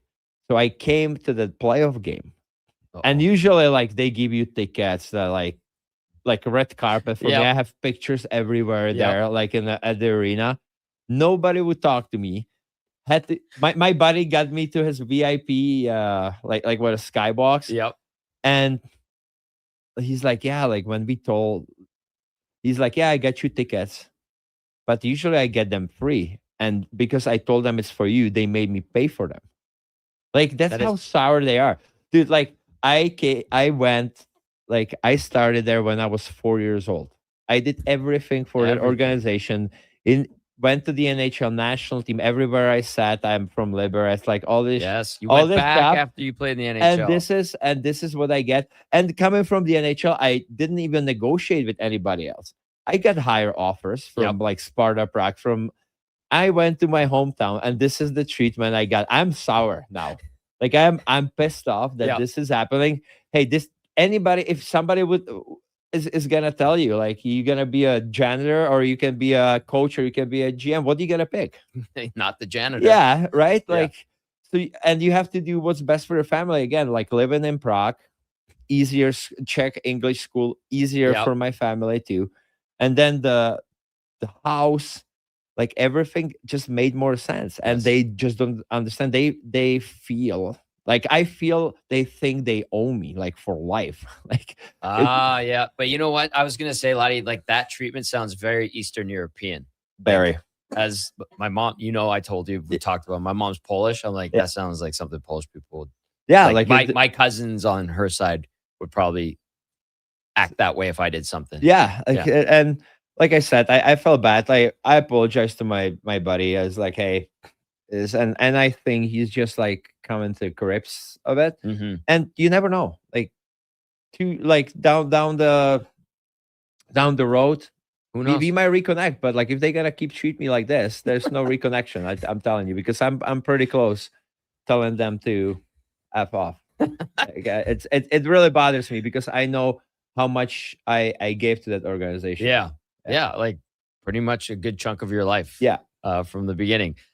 Couple texts. I know we got another hour and a bit with Laddie. We'll have Dennis Bernstein coming up, but there's some questions. And one comment from Hammer says, I heard they gave Laddie a 1986 Skoda. No. 9086 Skoda. That would be nice. Yeah. Okay. he knows the check cars though. Yes. Right? Yes. And then we have a couple minutes, but IMAX says, can Laddie explain how different the development is for hockey in Czech? Cost, programs, coaches, etc. Oh, like I know cost is compared to Canada minimal. Wow. Like I cannot tell you the number, but it's like less than. It's not probably 40,000 for a season. Nah, man. Like I don't know. If we gonna be at $3,000-$4,000, even with equipment, that's gonna be a lot. It's gonna help that I coach there too, but it's not even close to Canadian money. Yeah. Time you spend driving your kid around, they practice at the same arena as we do. As the the club team, Yep. like all the top teams, they have like a junior, they have what is it now, U20, U18, U16, and then grade 9, 8, and all the way to like U5, I think, or U6. So like, and then you go like so like you can play with the same kids from like 6 years old, which I did, or 5 years old, till 15, 16. And that's way different than way here. different. And the coaches, they need licenses. It's not parent coaching. Yeah. These coaches, they have schools. Most of them speak English. They want to climb up as well, right? Like, so it's for them, it's important to do well, develop these kids and, progress. Totally different system because you have to care a little bit more there about the players because you don't have that many of them. And we don't like really tier them because there's not enough of them, but we don't really tier them at the early ages, because if you tier them at the early ages, a lot of them will quit. Oh yeah, because it happens. But you'll never know if that kid's gonna develop in later stages, or like, let's say, if you tier them when he's 9 and he's gonna play crappy hockey for 2 years, he's gonna quit. I'll be a crappy hockey player because of the competition he's playing against. But if you don't tier them and you just let them develop, like I said, I don't think you can do the model here because it's totally different. Oh yeah, But if you would have the same model like Canada has in Czech, we would never develop anybody. Here is just you have so many kids. Yeah. Parents are willing to spend money, willing to donate their time. So you will develop some like high-end talent. Yep. But if you wouldn't have that many, like you wouldn't develop anything. Figuring it out again. It's like figure out like we just have to do you have to make the best out of the situations we are in Czech. So like you really started to tier them when they are 15, 16. Then you're starting to like add good players on that team and like get rid of the, sending the other players somewhere else. Right. But I'd say that's the biggest difference. Well, IMAC, that's a good question. And yeah, the philosophy is different. And Laddie's heading into that shortly. I was going to say my brother and I are going to go visit our Italian family and the Polish side. And I was like, maybe Laddie will let us go visit him in Prague. My brother was there last year. And he's like, yeah, ask Laddie. And I'm like, okay, no problem. Yes. Okay. Perfect. We're coming to see you. Yeah. I love it. That would be nice. It would be nice. It would be nice to see some familiar faces. Okay. Well, bank on it. We'll be getting in touch. We got to step out for a quick break. We got another hour with Laddie Schmid. Dennis Bernstein coming up next from the fourth period, as well as a Sports 1440 update brought to you by All-Star Construction. They shape and build Edmonton communities, specializing in underground utilities like power, gas, telecommunication, and street lighting. That's All-Star Construction. Here's Brandon. This is a Sports 1440 update.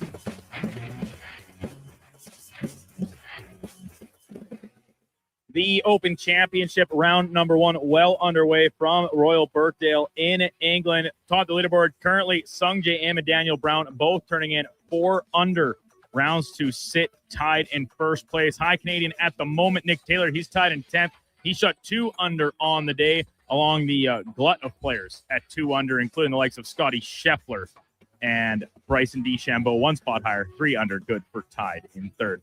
Major Leagues of Baseball returning tonight with just 1 game on the schedule. Philadelphia hosting the New York Mets from the city of brotherly love. And CEBL action tonight has the Edmonton Stingers on the road in Scarborough taking on the Shooting Stars. Tip-off at 5:30 in Toronto. Coming up in hour 4 of the Tom Gazzola Show, we'll be joined by Dennis Bernstein from the 4th period, and we'll check in with a new edition of In or Out. I'm Brandon Douglas at your Sports 1440 update. Sports 1440, Stingray Radio Station. CKJR broadcasts from West Edmonton Mall and Wetaskiwin. Download the free Stingray music app and listen wherever you go. No. Canada is up 2-0. That is the most dangerous lead in soccer. Relax, Mike. See that, Dan? My left eye is twitching. That's my warning eye. It'll be 2-2 by stoppage time. It's never wrong. With early payout from Bet365, I got paid the second they went up 2 goals. So to me, it's now the safest lead. Early payout from Bet365, huh? Now my right eye is twitching, Dan. Bet365. If gambling is affecting your mental health or well-being, 211 Alberta is here to help. Call or text 211 or visit ab.211.ca. 18 plus only. T's and C's apply. Kickoff is coming July 17th. Elks, Lions at Play Alberta Field at Commonwealth Stadium. It's Dog Days of Summer presented by ATCO Energy. Bring your pup and watch the game in an exclusive section. Get your tickets at goelks.com/tickets. Come for Canada's largest trade shows, the biggest names in entertainment, exhilarating sporting events, and more. And stay for the experience at the Edmonton Expo Centre. Looking for the perfect place to host your next big event? From trade shows to galas, meetings, and concerts, the Edmonton Expo Centre has the space, event expertise, and service to make your next event unforgettable. With over 522,000 square feet of flexible event space, in-house catering, and operational expertise, they bring your biggest vision to life. Learn more at edmontonexpocentre.com today.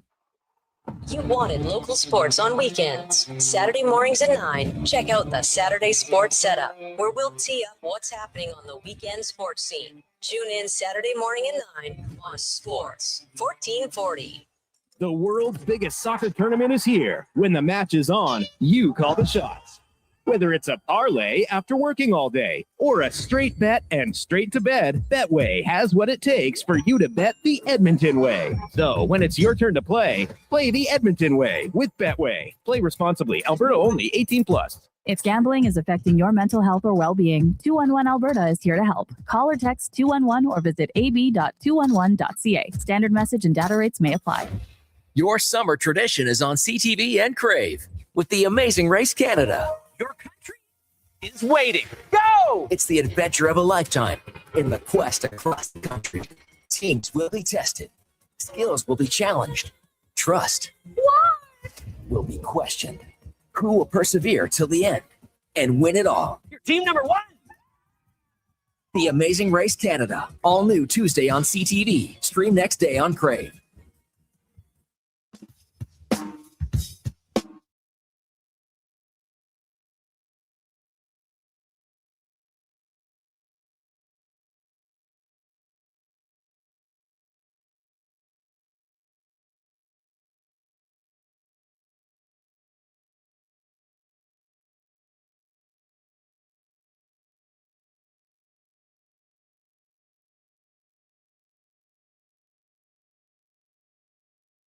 The Tom Gazzola Show, the best of Edmonton sports talk and beyond. Watch us on YouTube, Facebook, and X. Presented by Bet365. Alberta, we're here to stay.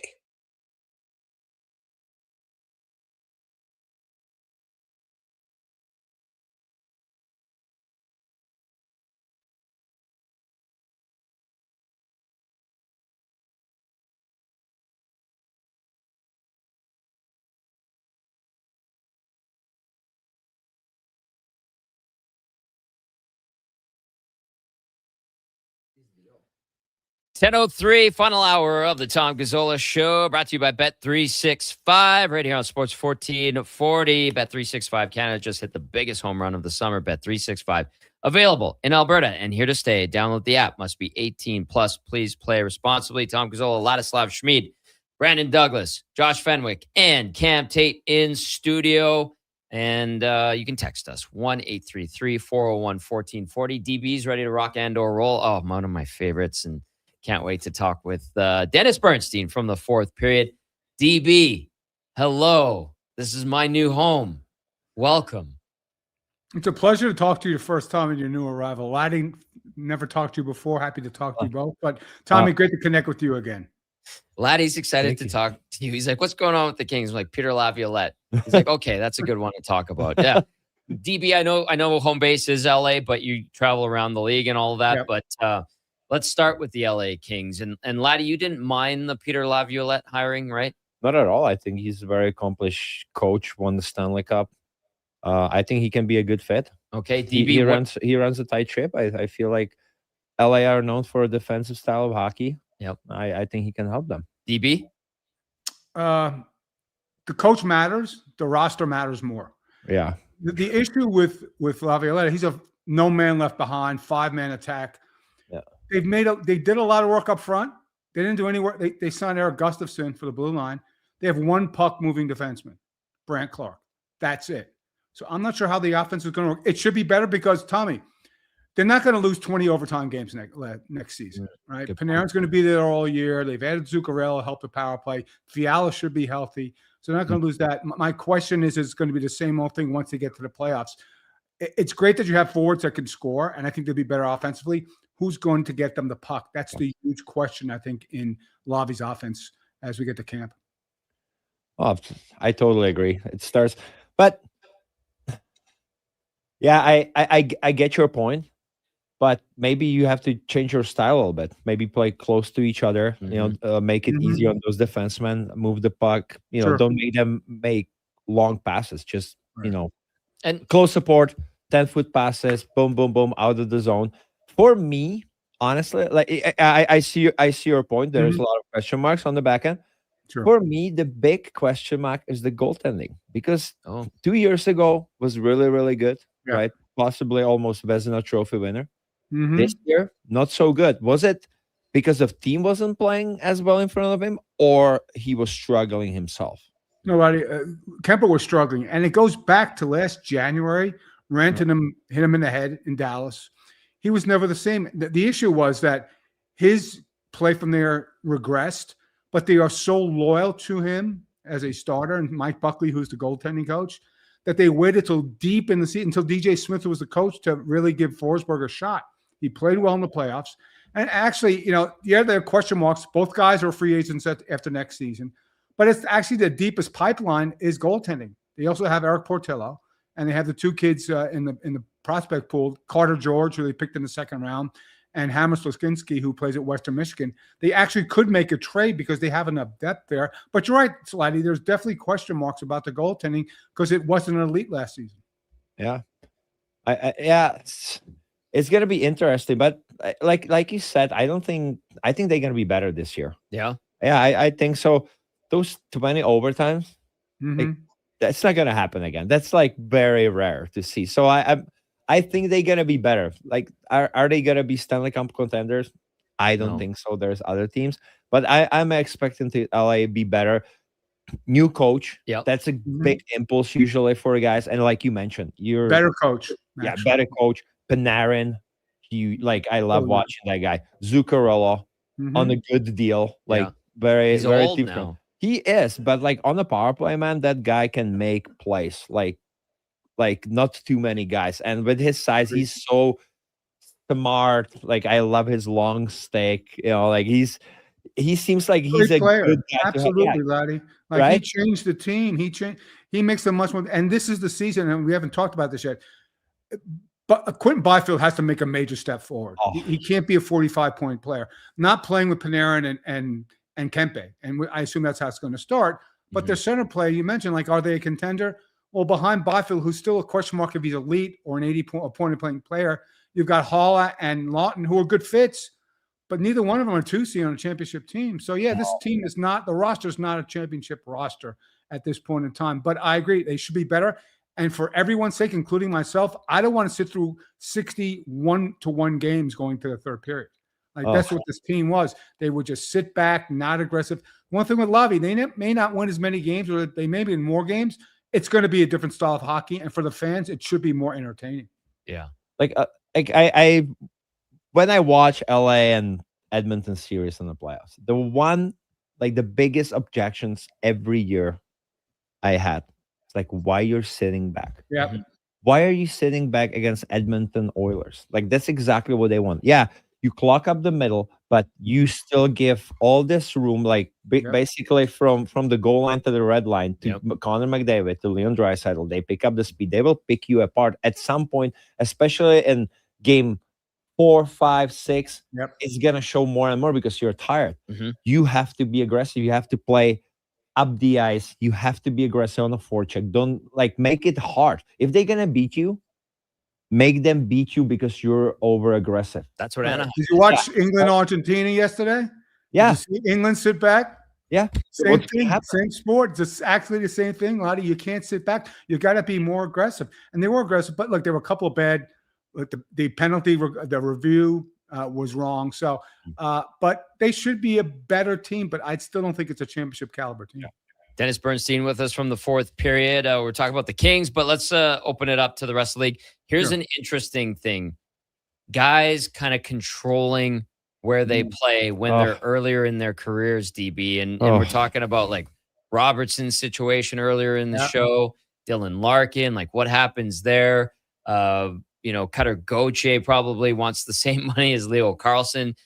How do you observe the way this has kind of changed? Because Laddie's already going, oh my God. Yeah. Too much. It's too much the other way now. Sorry. Well, it's turning. It's been turning a long time. It's been waiting long. I just wrote 3,000 words on this, right? Yeah. The player movement landscape has changed. The players changed it. You know who started to change? Matthew Tkachuk. That's where it all started from. I'm not signing with you. I'm not staying in Calgary. So do what you need to do. They made the trade, and now players are starting to see. Tommy, Laddie, there's no more bridge deals. No. Like you see what happened with Leo Carlson. So every good player is going to say, well, wait a minute. Like, I don't need to wait. I don't need to wait till my sixth year in the league. I can control power by making it's trades them in. And not only that, when you give out contracts, you better look at those clauses you're giving out. It's not even about term or money anymore. Like this changed because they had the power in the clauses that they never knew they had, and now they're starting to exercise that. It was just like a throw-in. Oh yeah, we'll give you no movement clause. We'll give you $8 million a year. Now it matters. Like a player with $7 million player with no trade protection is more valuable an asset to a team than a player with a $7 million contract and a no movement clause. Because you can't move them to certain players. So it's definitely changed. I'm not sure it's for the better, but at least the players are taking more control of their destiny. They don't have to wait 6 years before they can really cash in. They cash in after entry-level deals. Yeah. I didn't like it how it used to be. And I don't like how it is now. It's what's right then, in your opinion? Somewhere in the middle. Like the no trades. It's crazy. Like now everybody gets them. Yeah. And like then you have like I laugh at it. Dylan Larkin wants out and he gives you 3-team list. Yeah. He's expanded to 4 now. 4 now. Yeah. So I'm like, dude, another Stanley Cup contender. Exactly. Like the team's gonna do what's best for a team. Yeah. And like he's signed there for how many more years? A few more at least. A few more years. And now like the team is handcuffed. The team is gonna do what's best for them. Like I'm sorry. So like he handcuffed himself. Really? Well, yes. It cost the GM the job. I know they missed the playoffs, but you don't think that all this stuff cost Yzerman his job? I think so too. Of course it did. DP, is there a world or is there an NHL that exists where they could find a happy medium, or is it too far gone? Tom, explain to me why the NHL is the only league that has triple-digit players with no protection, trade protection. It's not any other sport. I think there's 8 in the NFL. There's a couple in the NBA. There's a few more in MLB. This is the only league. Here's how it's going to change. You know what? We'll give you more money. We'll give you maybe an extra year. But you know what? You're going to have a 5-team no trade list or no trade list at all. That's how it has to change because GMs were just giving it away and they didn't think it would ever come back to bite them. But now 4 years into the contract, you want to trade the guy? Now it bites them. And the thing with Larkin, I mean, this is a homegrown guy who grew up in Michigan. You think he's the last guy off the ship. And he's the first guy off the ship. That's what I think cost Yzerman. But Tommy, I don't think it changes until GMs change the mindset about how you give out trade protection. I agree. Well, and the owners too getting silly with their money, giving their GMs the green light. Is that a problem too, DP? No, because the salary cap, it'll be a problem if the salary cap keeps going up and then levels off and plateaus. Okay. But no, I think he deserves it. Now, is Pat Verbeek in a world of hurt? If it's actually true that Carter Gauthier wants $18 million? Yeah. And I don't know, Laddie, can you still skate? Because that blue line for the Ducks. I know. Yeah. The team is not better. Here's the problem. You paid a player elite money. You have to surround that player with elite talent. That's what you have to do. And the blue line, you look at three of those guys, come on. They might be worse defensively last year than this year. That's not a path to a championship. So there's a price to pay for keeping a player, which they really had to do. Because if you, here's the thing. I don't think they saw this coming. They could say, we maybe thought, you don't trade Mason McTavish if you think you're going to get offer sheeted on Carlson because you lose both players. And that's why they had to match on Carlson. Because if you go into next season with Granlund and Paling as your top two centers, you're not even making the playoffs. You're not. Yeah, No. you're not. But Pat Verbeek put this on himself. Like he shouldn't have went out there and say, we got to match any offer sheets. That's how I feel. Like it was just silly, in my opinion, totally unnecessary. And now he matched the offer, but you're it's going to be a damage control now. Right. I'm not paying Carter Gauthier, $18 million. You can't do it. You cannot do it. So what's your next best move? And what are you going to pay Beckett Seneca? He's going to want 15 million. It's exactly. You're really handcuffed. Maybe they're gonna have to part ways with Carter Gauthier. And they panicked because they traded Zellweger, but then they were worried about an offer sheet for Minukov, and they had to pay him $7.5 million. Right. It's a mess in Anaheim. I don't know how he gets out of it because I don't think the team's going to be as good. Do you think he's on the hot seat, Pat Verbeek? No, I think he's got this season. If they miss the playoffs, sorry, he's gone. But no, I don't think right now, Laddie, in the moment, I don't think he's in trouble because we haven't seen this team on the ice yet. Yeah. Okay. And if things go sideways in the upcoming year with everything that's happened, that ruins a trajectory that was on the up and up for the Anaheim Ducks. Yes. They were looking all right. And now if all this money and the way they had to spend it, it could ruin the rebuild and set it back a few years. So I think it's a lesson. I think look, they grind people down. Him and Jeff Solomon grind people down in negotiations. And there's a price to pay for that. So I think you need to be more flexible. You can't just grind out everything because players talk. Yeah. You go to Anaheim. Wait for your contract negotiation. That's going to be fun. So we'll see what happens. Maybe Pat's right. Maybe this all works out for him. But right now, when you look at the roster, it's not as good. And you kept your best player. It's going to be interesting to see what happens. You're going to have to get rid of some veteran contracts too. Yeah. And Killorn or Kreider's got to go. And I'm telling you, if you're building good, healthy team with young guys, you still need these good veterans. Yes. Absolutely. On the back end, I don't care what people say about Jacob Trouba, Gudas, these guys. They were still vital pieces of this team because they have a big voice in the locker room on the ice. The guys can learn from them how to be a proper pro. They're gone. Now you have to get rid of another guy. And the defense is super young for my taste. It is super young. And for me, it usually starts with goaltending and defense. And if you don't have that, I feel they might be in a trouble. Sorry, Duke. We have, I honestly, I was very excited for Anaheim. Very excited. Like you said, Tom, they were going the right way. Yep. Everything was doing great. One comment like this offer sheet now it might snowball and turn into something bigger. Yes. I don't think you can if you're gonna decide to dish out all this money to other guys, still your defense is so young, inexperienced, and you won't be able to add another piece to that. So I feel they might be in trouble here. Yeah.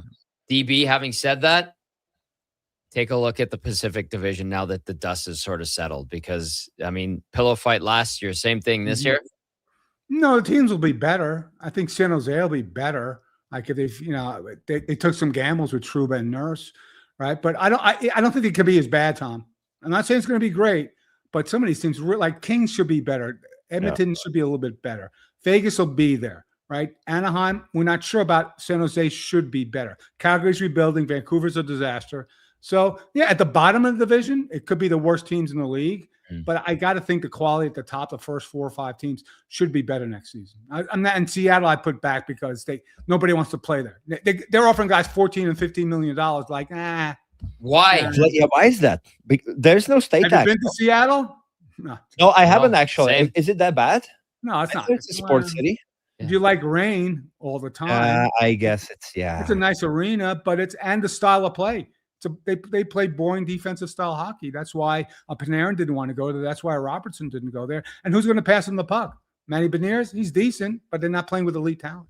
No, that's a great point. Okay, I know you like to travel. I know you and PJ like to spend time in Europe at times, and Laddie's on his way to Czech Republic soon. So what do you have coming up this summer, DB? I'm sure you've got some sort of adventure. Yeah, I do. European cruise, start in Barcelona, end up in Rome. Oh, that's a couple other places. I think Corsica. It's going to be nice. Eight days on a nice ship. Corsica, Napoleon's. Yeah. Islands, I was to Milan last year for the NHL media tour, the European media tour. That's nice. But we're doing a cruise this year, so That's going to be awesome. Okay, well, have a great cruise if I don't talk to you. Thank you for hopping on, and I know we'll be catching up soon. Hey, Laddie's on fire today, man. It was great talking to you both. It was great talking to you too. Thank you. Okay. Thanks, boys. Appreciate it. Talk to you soon. There is Dennis Bernstein from the fourth period. One of my favorites, one of the best in the league. I told you, Laddie, like you had never talked to him before, right? No, I never. Like, great guy. He's like, the best. Very knowledgeable. And if you get a chance to hang out with him in person, fantastic. Great stories and interesting, like, path to broadcasting and all that. And that's awesome. Yeah. I always like to meet new people. He's a good one. And very expensive taste in clothing too. I respect him even more now. I know. you always dressed well, and DB. Well, today brought my like a gardening outfit, but that's okay. It's like 20. I want to be. I want to be comfortable. Yeah, exactly. For my last early radio show. I'm good. I mean, it's a bittersweet day because it's your last one. So we've got more on the way. We're gonna go to In or Out with Brandon after another break here on the Gazzola Show, presented by Bet365. No. Canada is up 2-0. That is the most dangerous lead in soccer. Relax, Mike. See that, Dan? My left eye is twitching. That's my warning eye. It'll be 2-2 by stoppage time. It's never wrong. With early payout from Bet365, I got paid the second they went up 2 goals. So to me, it's now the safest lead. Early payout from Bet365, huh? Now my right eye is switching, Dan. Bet365. If gambling is affecting your mental health or well-being, 211 Alberta is here to help. Call or text 211 or visit ab.211.ca. 18 plus only. T's and C's apply. It's cone season at McDonald's, which means vanilla cones are $1 each plus tax in the McDonald's app all summer long. Soft, creamy, and crunchy. For just $1 each plus tax exclusively in the McDonald's app. App download and registration required at participating McDonald's in Canada. Thinking of growing your business? In partnership with Prairie's Can, the Alberta Chambers of Commerce is helping businesses explore new opportunities, new markets, and build connections through organized trade missions across Canada. Find the right mission for you at abchamber.ca/trade missions. Legacy Heating and Cooling is serious about cooling. In fact, we offer multiple ways to cool your home. So you better call Legacy. Call Legacy. If you're looking for traditional air conditioning, we got you. Call Legacy. Call Legacy. Or ask us about a heat pump to help you heat and cool. Call Legacy. Call Legacy. Cool with AC or cool with a heat pump. Cool your home with Legacy Heating and Cooling. It's the hard jobs that take know-how, expertise, and the right experience. And that's why, time and time again, GS Construction gets the call when it comes to the hard jobs. Underground projects that are genuinely difficult, like deep installs, tough ground conditions, or tight urban sites. So remember, when it's a hard job, the list gets short, and GS Construction is on it. Want to tackle the hard jobs? We're looking for experienced pipe layers and topmen. Visit gsconstruction.ca today. It might have been scraped by the snowblower, dented while door crashing, or crunched at the company Christmas party. At some point over the winter, your car was damaged, and it's been hiding under a coat of winter grime. Then come and see Robertson Body Works. We can take care of the damage and the dirt. This week only, call and book a repair. and get a complete auto detailing absolutely free. But you have to book your appointment before the week is up. Go to RobertsonBodyWorks.com. I'm Tim Robertson, and I fix cars. Caesars is Alberta's anytime, anywhere sportsbook. Stay in the action with your favorite teams and players. Whether you're camping, kayaking, or catching a show this summer, bet wherever you are, whenever you want. Plus, Caesars Sportsbook offers fast payouts and flex parlays, a new way to keep your bet alive even if a pick misses. Download the Caesars Sportsbook app today. Must be 18 or older and physically present in Alberta to gamble. Must be 21 or older to use Caesars Sportsbook. If gambling is affecting your mental health or well-being, 211 Alberta is here to help. Call or text 211 or visit ab.211.ca. Standard message and data rates may apply. Please play responsibly.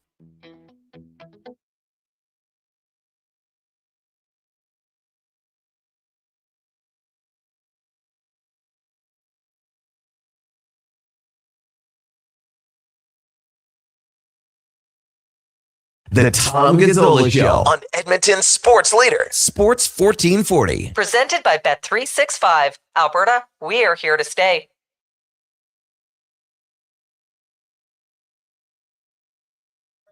We roll on here on the Tom Gazzola Show, brought to you by Bet365. Quick update at the Open. Sung J M and Dan Brown, the leaders at -4, and a bunch of other guys at -3, including Bryson DeChambeau.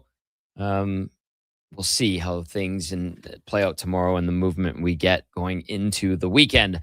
All right. We got to get to in or out.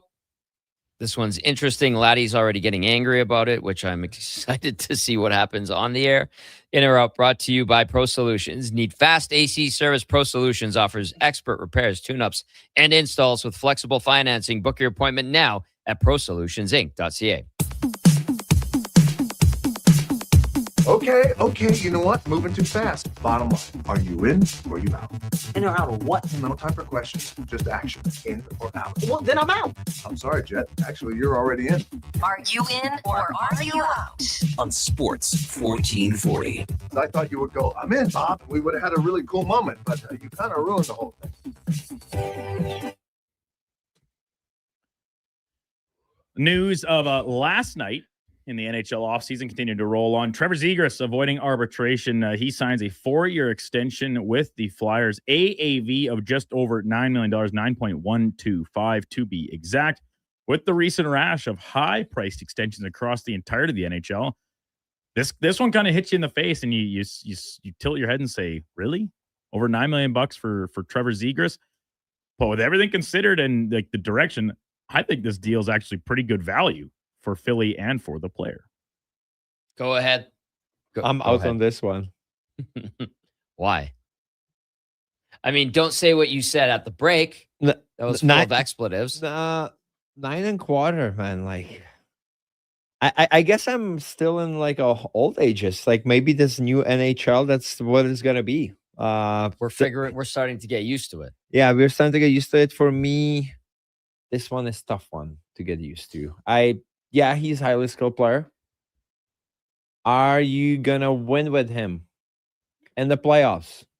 It's at the 9.25. So I'll just counter that with, is 9.25 still, because forever, like for the last little bit, that's been the price of your top player, your number one guy, number one centerman, whatever. Is that still that? Like, if he's your number one center, I don't think that's like a playoff winning team. But if he's a second line center, top guy on your power play, all these different elements, if that's still a price that you're comfortable paying that next level of guy, maybe your number 2 overall on the team, then yeah, I think you can win with him as your number 2 player. And is 9 million bucks the new going rate for your team's number 2 offensive weapon? Okay. You think him as a number 2 centerman will win you a championship? I don't think so. It depends who your number 1 centerman is, which seems like a cop out to say. But if you've got the more prototypical big 200-foot type guy, like just for example, Leo Carlson as your number 1 centerman, and your Zegras is your number 2 style, where it's smaller, more skill, more perimeter, I think that can still be a recipe for success. Still don't think Still out. Still out. I'm sorry, man. Like look at what you had with Oilers. McDavid, Draisaitl still didn't get it. Stanley Cup. You think Zegras as a number 2 centerman can do. He's still gonna get, like, look at Carolina, who they have at center. Logan Stankoven's their number 2 centerman. I would take Stankoven because Stankoven over Zegras. Oh yeah, yeah. He's Stankoven like goes forechecks. He's relentless. I agree with that. Like yes, Zegras got a higher ceiling, skill wise. Like I think he can make more points. Sure. And your number 3 is Jordan Staal. So you think Zegras can go toe to toe with Jordan Staal, and but let's say they would be in the Eastern Conference final. Not a chance. Yeah, but I don't think that's not who he'd be playing against. Like I think Jordan Staal is going out there against your number 1 centerman. Yeah, but then so he would get Aho. He's not Pretty gonna tough. he's not gonna outplay Aho. It's a fair point. I totally see where you're coming from, but it's all about how you surround your players. Because you bring up the Oilers example. Okay, well, did the Oilers lose because of how they were built down the middle? No, probably not. Hurt and tired. No, but like I on top of my head, I cannot give you more teams, but I don't know. Even Vegas, number 1, number 2 centerman, they would outplay Zegras. Like in my opinion, like I don't know, like I like him offensively. I don't think he is good defensively enough to be your number 2 centerman on a Stanley Cup contending team. In this scenario, my inclination would be to be out, like Laddie said. But if it comes back to the original question, this deal is better than it appears at face value.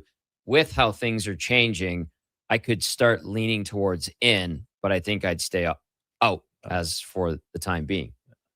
It's a fair, like, this is the tough because like I'm like in my head, I'm stuck in the old days. How it's like how teams were built, like still in the like when you played essentially, right? When when the Pacific Division was hard and heavy and giant down the middle, like the Oilers, when they're trying to integrate Ryan Nugent-Hopkins as your number 1 center, he's going up against Getzlaf, Thornton, Kopitar, but those are number 1 centermen. Yeah, like I and it's a purely hypothetical that I can't flesh out because even if you look at some of the other top guys coming up for the Flyers, like they're wingers, right? Yeah. Owen Tippett, I still can't understand why they'd ever be in the interest of trading him. His name's been out there a lot this year, but Porter Martone, like that is a big guy that plays hard and physical. If he's the guy on the flank of Trevor Zegras, that's a line that I would flip them honestly. Like if you could teach shame if you could teach Martone to play center, of course. But he's a winger. Yeah, he's a winger. And like, Zegras had been on the wing. He barely played center in Anaheim because of what you're saying. I like him more as a winger, honestly. Zegras? So yeah, I like him more as a winger, but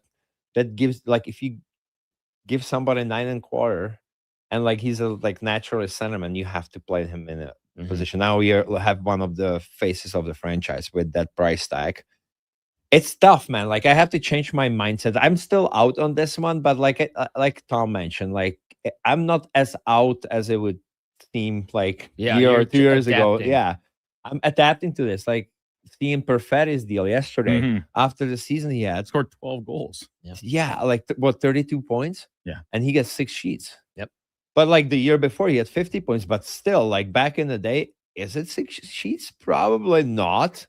But the projection is like he should bounce back, and the cap is going up. So maybe that deal is going to be unbelievable in a couple of years, or even in a year. Yeah, like I have to get used to it. We're like, well, it's not just you, Laddie. I think as hockey fans and like people that are watching the league game to game, week to week, like. We have to come to terms with this new version of what the salary brackets equate to. Yes. I am happy for the players. Like, don't get me wrong. Get your bag, man. Hey, like exactly. Cash in.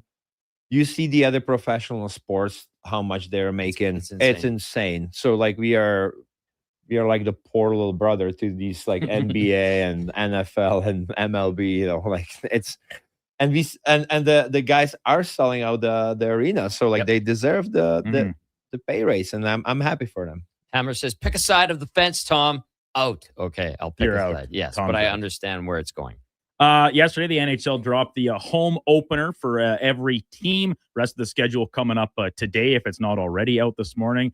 Looking around on paper, the Oilers are going to open their season at home against the Vancouver Canucks. First half of a home and home for the two clubs. But if I'm scoping down the entire list, the on paper, always on paper, because we don't know until the games are played, the most enticing is one final, maybe, home opener with the Washington Capitals and Alex Ovechkin hosting Crosby, Malkin, Letang, and the Pittsburgh Penguins on October 7th. Who is Carolina playing? Florida. I knew you were going to say this. Sorry, guys, I'm out again. Like, they got to be putting up the banner. Yes. And the bandits are coming into town. The bad boys are coming into town, and you know what they want to do. Just poop all over it. I'm more excited about that than because we've seen Ovechkin, and it might be the last home opener, right? Like with all the pomp and circumstance that comes with a home opener, like the player introductions, and they're all lined up on the blue line, and on the other blue line, we'll see the Penguins guys, Crosby and Gino in particular, of course, played against him for so long. One of them is countrymen. They're going to play again throughout the season, but so will Carolina and Florida. But the caveat there's only one night you're raising the banner. And so this was a very close number 2 for me, Laddie. I kind of went more with the sentiment side rather than the maybe bad blood that could be brewing here, because I think the Panthers and Hurricanes on opening night is an absolute dandy for sure. I think Florida will try to send a message, especially Brady Tkachuk first game. You're going to try and fight Jordan Staal again? Dude, man, like it's I think so. Like there's gonna be something going. Like something's gonna happen. Like I'm excited for that. I'm sorry, it's very close, but I'm on the other side. Okay, I'm in because I loved the battles between Ovechkin and Crosby. And listen, we're gonna have to wait a week after the season gets going for that Pittsburgh-Washington opener for the Capitals at home. But the sentimental value, those are guys that are still playing that are like my age, where I'm like, look at that. A couple of guys from the mid 80s still going. Like, don't get me wrong, Ovechkin looks like he's 50, but I will watch that Pittsburgh-Washington game, but I probably will watch Florida-Carolina. I'll be at the Oilers-Canucks game, obviously, but I'm more interested in Washington-Pittsburgh. Like, let's be honest, these two guys carried the league for what, 20 years? Yeah. And like how often do we talk about, number one picks and these called generational players, like living up to the hype? And you can probably count on, across all 4 leagues, maybe on 2 hands, the guys that have truly lived up to it. Yeah. And both of these guys have. They've carried their end of the bargain 10 times over. I mean, Crosby saves the team. Yes. Right? By landing in Pittsburgh. They're not playing there. They're probably in Hamilton with Jim Balsillie at the helm. Or Kansas City. Or Kansas City, or any other number of places, more than likely. So that's Glad all he loved great. Hamilton. And what it's a tough one. The Hammer. I play there. The Hamilton Penguins. The last thing, which is, and this is kind of nice for us as viewers, is that so Panthers and Hurricanes, that's opening night, September 29th. It's another full week until we see Washington and Pittsburgh. So you kind of get a nice little space out. It's almost like a second kickoff of the season there on October the 7th. On to number 3, we are past the MLB All-Star break, which in the off-season for the NHL and NBA kind of slowing down with player movement and more so just RFA deals getting figured out. Kind of feeling like the dog days of summer all of a sudden sprung upon us here in mid-July. No better way to pass the time. And I got to give a shout out to my buddy Raiden at Slow Pitch last night. He proposed, we were just BSing, came up like to run through every single team in the NHLs as we move through the offseason towards the season, getting back underway late September. They're Mount Rushmore. Who are you putting? What are the 4 faces on the side of the mountain for each respective club? So we'll start with the Edmonton Oilers. Of course, Laddie suiting up for the blue and orange for a long time. I'm picking. A couple of them are obvious, and then I think it gets a little dicier to round it out. But Gretzky, Messier, McDavid, and Grant Fuhr. Go ahead. Out on this one again. Triple out. Triple out. Nothing against Grant Fuhr. Hell of a goalie. Yes. But yes, I would have Messier, Gretzky, obviously, number 1, Messier, Connor McDavid. And then I was thinking, first I mentioned Paul Coffey. A very viable option. But then we got talking. When I think of the dynasty in the 80s, I have to mention Glenn Sader. I would probably put Glenn Sader there because he was the GM, coach. Played for them in the WHA. I got to go with him. He's one of for me, he's right beside Gretzky and Messier when you think about that dynasty. And yeah, Paul Coffey would be right. That's very close for me. One of the best defensemen ever played. But I'm going to go with Glenn Sather instead of Grant Fuhr. Okay. I'm going to go out as well. Sather is a good replacement for Fuhr, but I think I feel like there should be some success coming to this team in the next year or two. I'll put Leon Draisaitl in there. Little Is he listening right now? Little taste of yesteryear and a little dry. a little flavor of the future. At the I had same him time. in my head too, but Yeah. I feel like Glenn Sather, man. But great option. Leon's too. running on a beach in Mallorca with his wife, videoing it, putting it on his social media right now. He's shirtless, as we saw yesterday. Yeah, he doesn't have a body like I do. No, he doesn't. He showed me a 6-pack. Not as good. Not as good. He was at the bar when I was in my heyday still. and this discussion, like I said, we're going to kind of keep it going all summer. We'll mix them in maybe on some slower days and stuff, and we'll try and work through all 32 NHL teams by the time we wrap things up ahead of the campaign getting back underway. But Coffey, right? Like, he's one of the best defensemen ever play the game. He played less games for the Oilers than Todd Marchand did. Really? Does that matter? Like, yes, it does matter. Gretzky, he's the best player to ever play the game. He played less than 700 games as an Edmonton Oiler. That's still a lot of games. How don't many get me wrong. playoff games though? Good, exactly right. Yeah. And you can say the same argument for Coffey, but then you can say the same thing for Grant Fuhr. The Stanley Cups, like the individual accolades for Fuhr aren't there. He only has one Vezina trophy, but the Cups, always the bend not break mentality, because you knew the Oilers were going to be able to score 6. He could give up 5, but if they needed a 6th, he was never going to open That's up. crazy. Can you imagine? Well, Laddie, look at the Oilers the past couple of years. They've almost tried to mimic that mentality with the way they've played, and they unfortunately haven't got that same bend not break type goaltending or defensive structure. More importantly, Do you think back in the at day times. there was that much pressure on Grant Fuhr from the fans and media? No. You don't think so? Not like there is now. Well, I don't think so either. It's Yeah, I changed think because it's crazier now. like so many more people have access to it, and Yes. of the social media and all that. Social media, but, man. but back then there was like 12 beat reporters on the Oilers with the microphones and their pens in Grant Fuhr's face after every game. Yeah, but Grant Fuhr could go golfing to somewhere on the CCT after practice, and nobody really knows he's there. And it's not like people are texting their buddies, "Hey, so Grant Fuhr's over here. Come check it out. Hang out with him and have a beer at the clubhouse." It's very good. Why point. did you allow 4 or 5, 6 goals last night? Yeah. But these days, hey Skinner, you suck. That's the difference. Like, He's people picking his kids up at daycare. Yeah, like people I think were more respectful back in the day. I feel I think because you hear stories Now like it's the Oilers and like the Eskimos of the golden years of their franchises.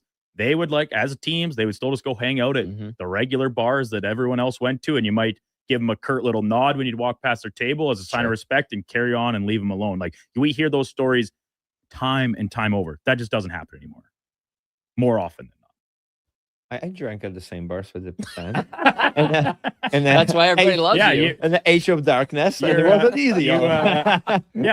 My favorite story that Connor Halley tells. He's like, I met Laddie one night at whatever bar it was. And he's like, and I bought him a Stella Artois. And then as Connor says, he's like, as I was drinking, I was like, why am I buying him beer? He's in the NHL. He's in the NHL. Nice guy. Yeah. I appreciate it. He Nice probably I enjoyed did that return too. a favor or what? I don't know. I'm sure you probably did. I Connor, hope I did. That was also Connor's peak party years, so his memory might also be a little hazy about the experience. I'm not going to accuse him of anything, but that's his favorite. But he just sits there as he's drinking. He's like enjoying the conversation with him. He's like, wait a minute, this guy plays in the NHL. I'm like a broke college student. Why am I buying him a beer? So because he's a good guy. He's a very good guy. We'll jump over to the pitch for the World Cup as down to the final couple matches here over the weekend. Argentina again erasing a late deficit in thrilling fashion. They beat England yesterday. They will take on Spain on Sunday. England and France at it Saturday afternoon for the third place matchup. We were going to say this for Friday, but Laddie's our Euro guy. He loves soccer. I figure we'd touch on it today instead. So just simple predictions for the two games. I've been so questionable about Argentina all tournament, Me too. Close fashion, but at this point, it seems borderline team of destiny. It's insane. I'll take Argentina to win on Sunday for the championship, and I think England's heartbreak is just going to spill over. They lose to France on Saturday afternoon. Excuse me. Tough one. Tough one. I'm out. Sorry, Duke again. France over England. Spain over Argentina. I picked Spain before the tournament, so I have to stick with them. There is something about Argentina. I don't know. They annoy me. Okay. They annoy me for what I don't know why. They annoy me. But I respect them. Okay. They have something going on. They're winners. They just find the ways how to win. It doesn't always look pretty. Yesterday they were outplayed for 55, 60 minutes. Then for whatever reason, like we mentioned earlier, or DB mentioned it, you sit back, you're just waiting to get slaughtered. Yep. And with that much talent you have on the team, it's going to happen. And it happened to England. Unfortunately, I was rooting for them. But at the end of the day, Argentina deserved the win. They won. They deserve to win. But I think this is, you can only do it so many times. And they've done it, 2-3 times already in the tournament. I don't know how many times you can come back. It takes a lot of energy. I believe in Spain. They're very disciplined. They have high end talent, but they move the ball well. Defensively, they're sound. I have more faith in them. Okay, you're out. I'm in. France over England, Argentina over Spain. For whatever reason, Argentina figures it out, even though they're playing with fire, like Laddie alluded to. They have Messi. That's the X factor. It's crazy. And like the assist yesterday was just unreal. Yeah, second one especially. Like right on the head of Martinez. Right, threaded it through the two defenders. With his weaker hand, with his weaker foot too. I think he was dishing it with his right foot. The guy's insane. It's one of a kind, man. That's a generational talent. We know why they play a third place game. Money. No. But I'm at the question to me is, do we like that they play a third place game? They don't get medals, right? No. Like this isn't like at the Olympics or world, like the tournaments we're more familiar with hockey and stuff, where you're playing for a bronze medal or something. This is just another TV slot to sell ads for, right? I was just gonna say, so money. do we? And there's still a ton of pride because that's what the World Cup's all about. Your national pride. You're still bronze. I don't expect the teams to be quote unquote mailing it in or anything. Like it's still, and talk France England, great rivalry. Oh man, they go way back. But they go. There's a hatred there. But do we as fans need this game, or do we want this game? I don't. No, not necessarily. I'm sure over there, like a lot of you think, they go way back. Way back. It depends, guys. It depends how they're gonna approach it. If it's gonna be good soccer, I'll watch good soccer. Well, I'll watch it because guess what? Dog days of summer. There's nothing else on. There'll be some CFL football, of course, but you got two screens for a reason. I'll be watching one. You'll be watching both? The football or soccer on both. Double football? Yeah, double soccer. No, are you comparing World Cup to CFL? No, but they're both going to be on TV. I will give the soccer game the big screen. Is it Elks? Elks play tomorrow night. Yeah. Oh, okay. But Saturday there's the more week 7 slates. So I'll throw the football, the soccer, the CFL game on my monitor on my desk. The soccer game will be on the big screen. Did Elks cover last week? Yeah. Oh yeah. They did. Good. Big win. I was in. You would have won if you sprinkled that bet. We wasted all of our ins last week because you've been nothing but out today. So that's that's how the cookie crumbles. We will wrap up with a topic that has often got heated and contested in the studio on Thursdays as we do say goodbye to Laddie Schmid as our Thursday co-host. On to bigger and better things. We look forward to catching up still regularly as he heads back to the homeland of the Czech Republic to take on some coaching. Have his boy over there play some hockey for the home nation too. Always talking food. It's Laddie's favorite thing to get into, and he has never held back in ripping me and Kevin apart for our takes on cuisine, calling us tasteless Canadians, North American trash, all these things. It's been a lot of fun. I stand behind it. And I would expect nothing less. I'm not sure any discussion around food has gotten more contested than ours about taco in a bag. And Laddie accusing us of essentially being farm animals eating from a trough. It is true. Like walking into the pig barn and seeing Duke and Kevin eating out of the trash can or whatever. Ridiculous. Close by, second, fries and ice cream. That was a recent one. That's weird. And you got it so deep in my head that the other day I was driving. I look at my wife. I was like, huh, let's go to Dairy Queen. Maybe we should go for test it out. But then I shot it down because you like came out of your fog and you're like, no, what am I doing? That's I ridiculous. was like, I would have to shower after because I would feel disgusting. But yeah, taco in the back. But it wasn't bad. It's just the presentation. So if it was just if you just dumped it out of the bag into a bowl, well, it's taco salad. Yes. That's all it is. But the fact that it's just the convenience of you get it from a food truck at the fair or something, that repulses you so much you will never have it. I just feel like the germs in the back, like you're cutting it and like you're like dirty hands and then like put like stuff in it and then you eat out of it again, dirty hands. I don't know. Maybe I'm too much of a germaphobe for that, but it's just disgusting in my, like maybe I build it up too much in my head. That's disgusting, but it was delicious when it was delivered. Yeah, it was good. It was probably the last time year ago that I got food delivered here. Okay. Oh, Thanks everyone. Don't speak too soon. Oh, how about that? Okay. Oh, okay. I feel like I have no ground to stand on in this one. You're fresh. I had no idea he felt that way about taco in a bag. But Well, are you a big fan or what? I've had, but had it's it. not my number one thing. Oh, so good. It's unreal. I'm not saying it's not good. It's Is just it your like number one thing? Well, for- like like- tacos are probably my favorite food. And It- so like really? really? overall, yeah. And so if you then take that into taco salad form, that's great. So, get it at a restaurant, whatever the case. And then the convenience of taco in a bag, like I said, at the fair, usually out of concessions at arenas and stuff like that growing up, it was everywhere for me as a kid. And so it's so simple. It's hamburger, it's lettuce, it's salsa, it's sour cream, it's cheese, and then the chips. And actually the chips that we would usually have they weren't like Doritos, but that you remember like the Ariba. They're in like a red They're bag with very like the good. little, they're the same Very thing. They're good. like nacho cheese style Yep. chips. Okay. And it's like, it's just part of my life. I've had it since as long as I can remember. I love it. I wasn't even aware there was such a thing as taco in the back. Sorry, Sorry, guys. Like you do now. No, we don't have that kind of stuff in Czech. So, what is your favorite tacos? Where? No, what is your favorite tacos? Like, what meat? Is it like It's fish tacos? to me, it's beef because like that same thing. Growing up, it was always fresh out of the freezer, like from our own farm. You cook up a pound of ground beef, you season it up, and then it's like tortilla, that's what we beef, make, yeah. lettuce, tomatoes, salsa. I like cucumbers in there too. If you got them on hand, to dice them and put them in, a little extra crunch, and then some hot sauce. And then more recently, to go with the taco in a bag theme, I'll like get just a handful of Doritos and crush those over top of it and then roll it up. There you go. Cuisine. That's good. Yeah. Pickles, hey? Okay. We got to step up for a quick break. We got one last segment with Laddie, his final one here on the morning show on Sports 1440. That was In or Out, brought to you by Pro Solutions. This jersey was worn by the legend himself, signed and everything. You can't just wear it. I'm framing it with expressions and images. Your prized jersey deserves better than the closet. Think Expressions and Images, your local custom framer since 91. You name it, we frame it.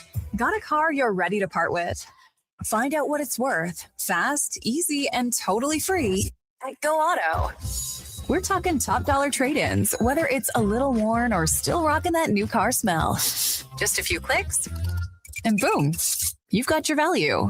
Text value to 780-777-7777 to start. That's value to 780 all sevens. Why guess what it's worth? Let Go Auto show you the money. Home ice advantage is real at the rink and on your windows. Novo Blinds is Edmonton's own custom manufacturer, trusted by customers around the city. Factory direct pricing with the fastest turnaround around. Book a free in-home consultation at novoblinds.ca. For all your welding supplies, think AWS Welding. Located in Nisku, their readily stocked storefront carries a wide variety of welding glasses, cylinder rentals, plus welding rod, wire, and consumables. Same-day delivery is always available. And if they don't have it, AWS Welding will find it for you fast. Visit their online store today at awswelding.ca or give them a call or text at 780-979-0470. AWS Welding. They make it happen.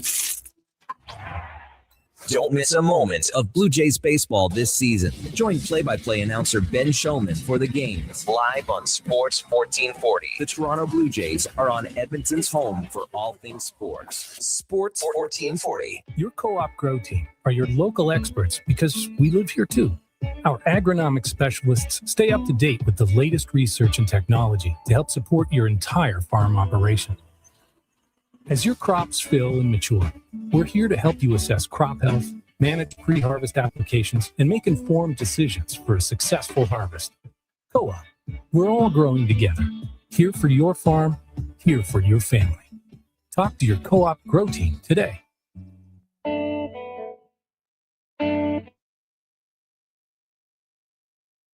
The Tom Gazzola Show on Edmonton's sports leader, Sports 1440. Presented by Bet365. Alberta, we are here to stay.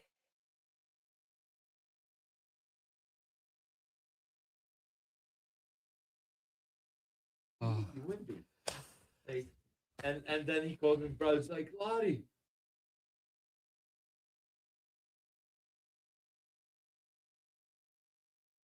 Last little bit of the show, Laddie Schmid. What a tune. Talking about his son being the first kid in the history of this camp getting 2 penalties. No better way to end the show. Yes. Lots of really nice texts for you, Laddie, saying congratulations, good luck. Thank you. A lot of people asking if you remember, like, you and Hemmer going to an Eskimos game and watching a fight behind you. Yes, I remember it. Of course we you were do. in the nosebleeds. Nosebleeds. What the hell are you guys doing up there? Well, we wanted to get drunk and nobody's seeing us, so we accomplished that.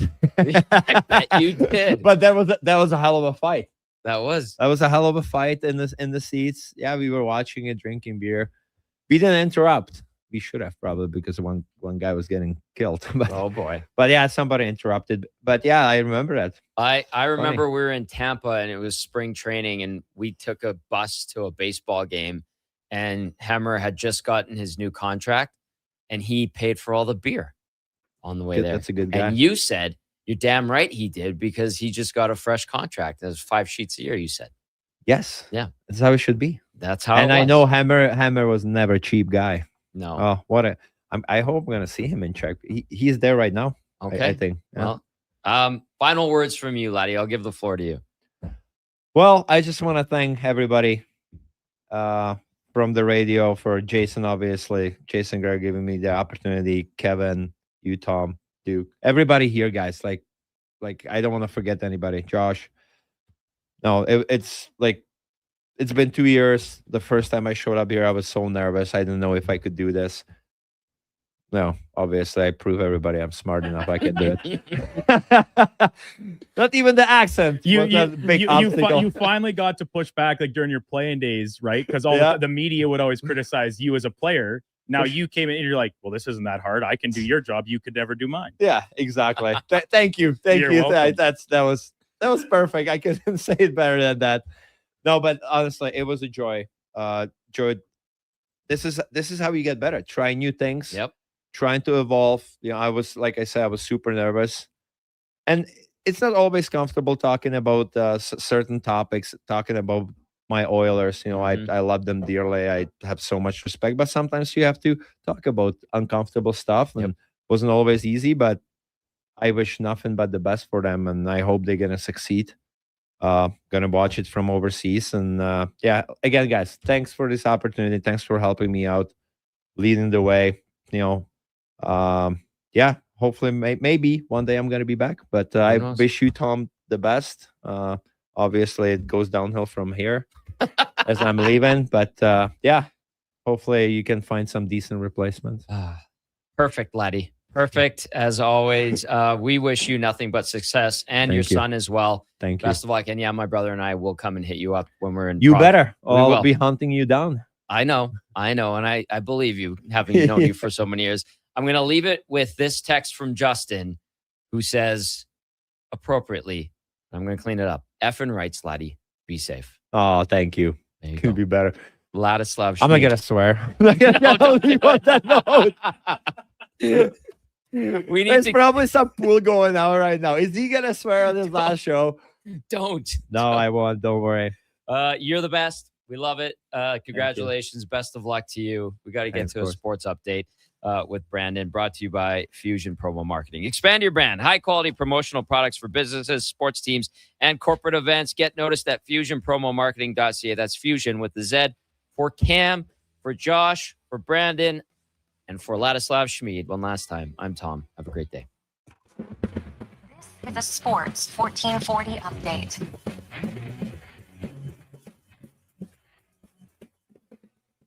Opening round of the Open Championship at the Royal Birkdale in the UK, well underway. Jackson super sliding to the top of the scoreboard, 500 through 17 holes, leading the way. Top Canadian at the moment is Nick Taylor, hanging in there, tied for 13 after his opening round, 2 under par. Major Leagues of Baseball returning tonight with the Phillies hosting the Mets in the city of brotherly love. First pitch just after 5:10. And CEBL action, the Edmonton Stingers in Scarborough taking on the Shooting Stars tonight.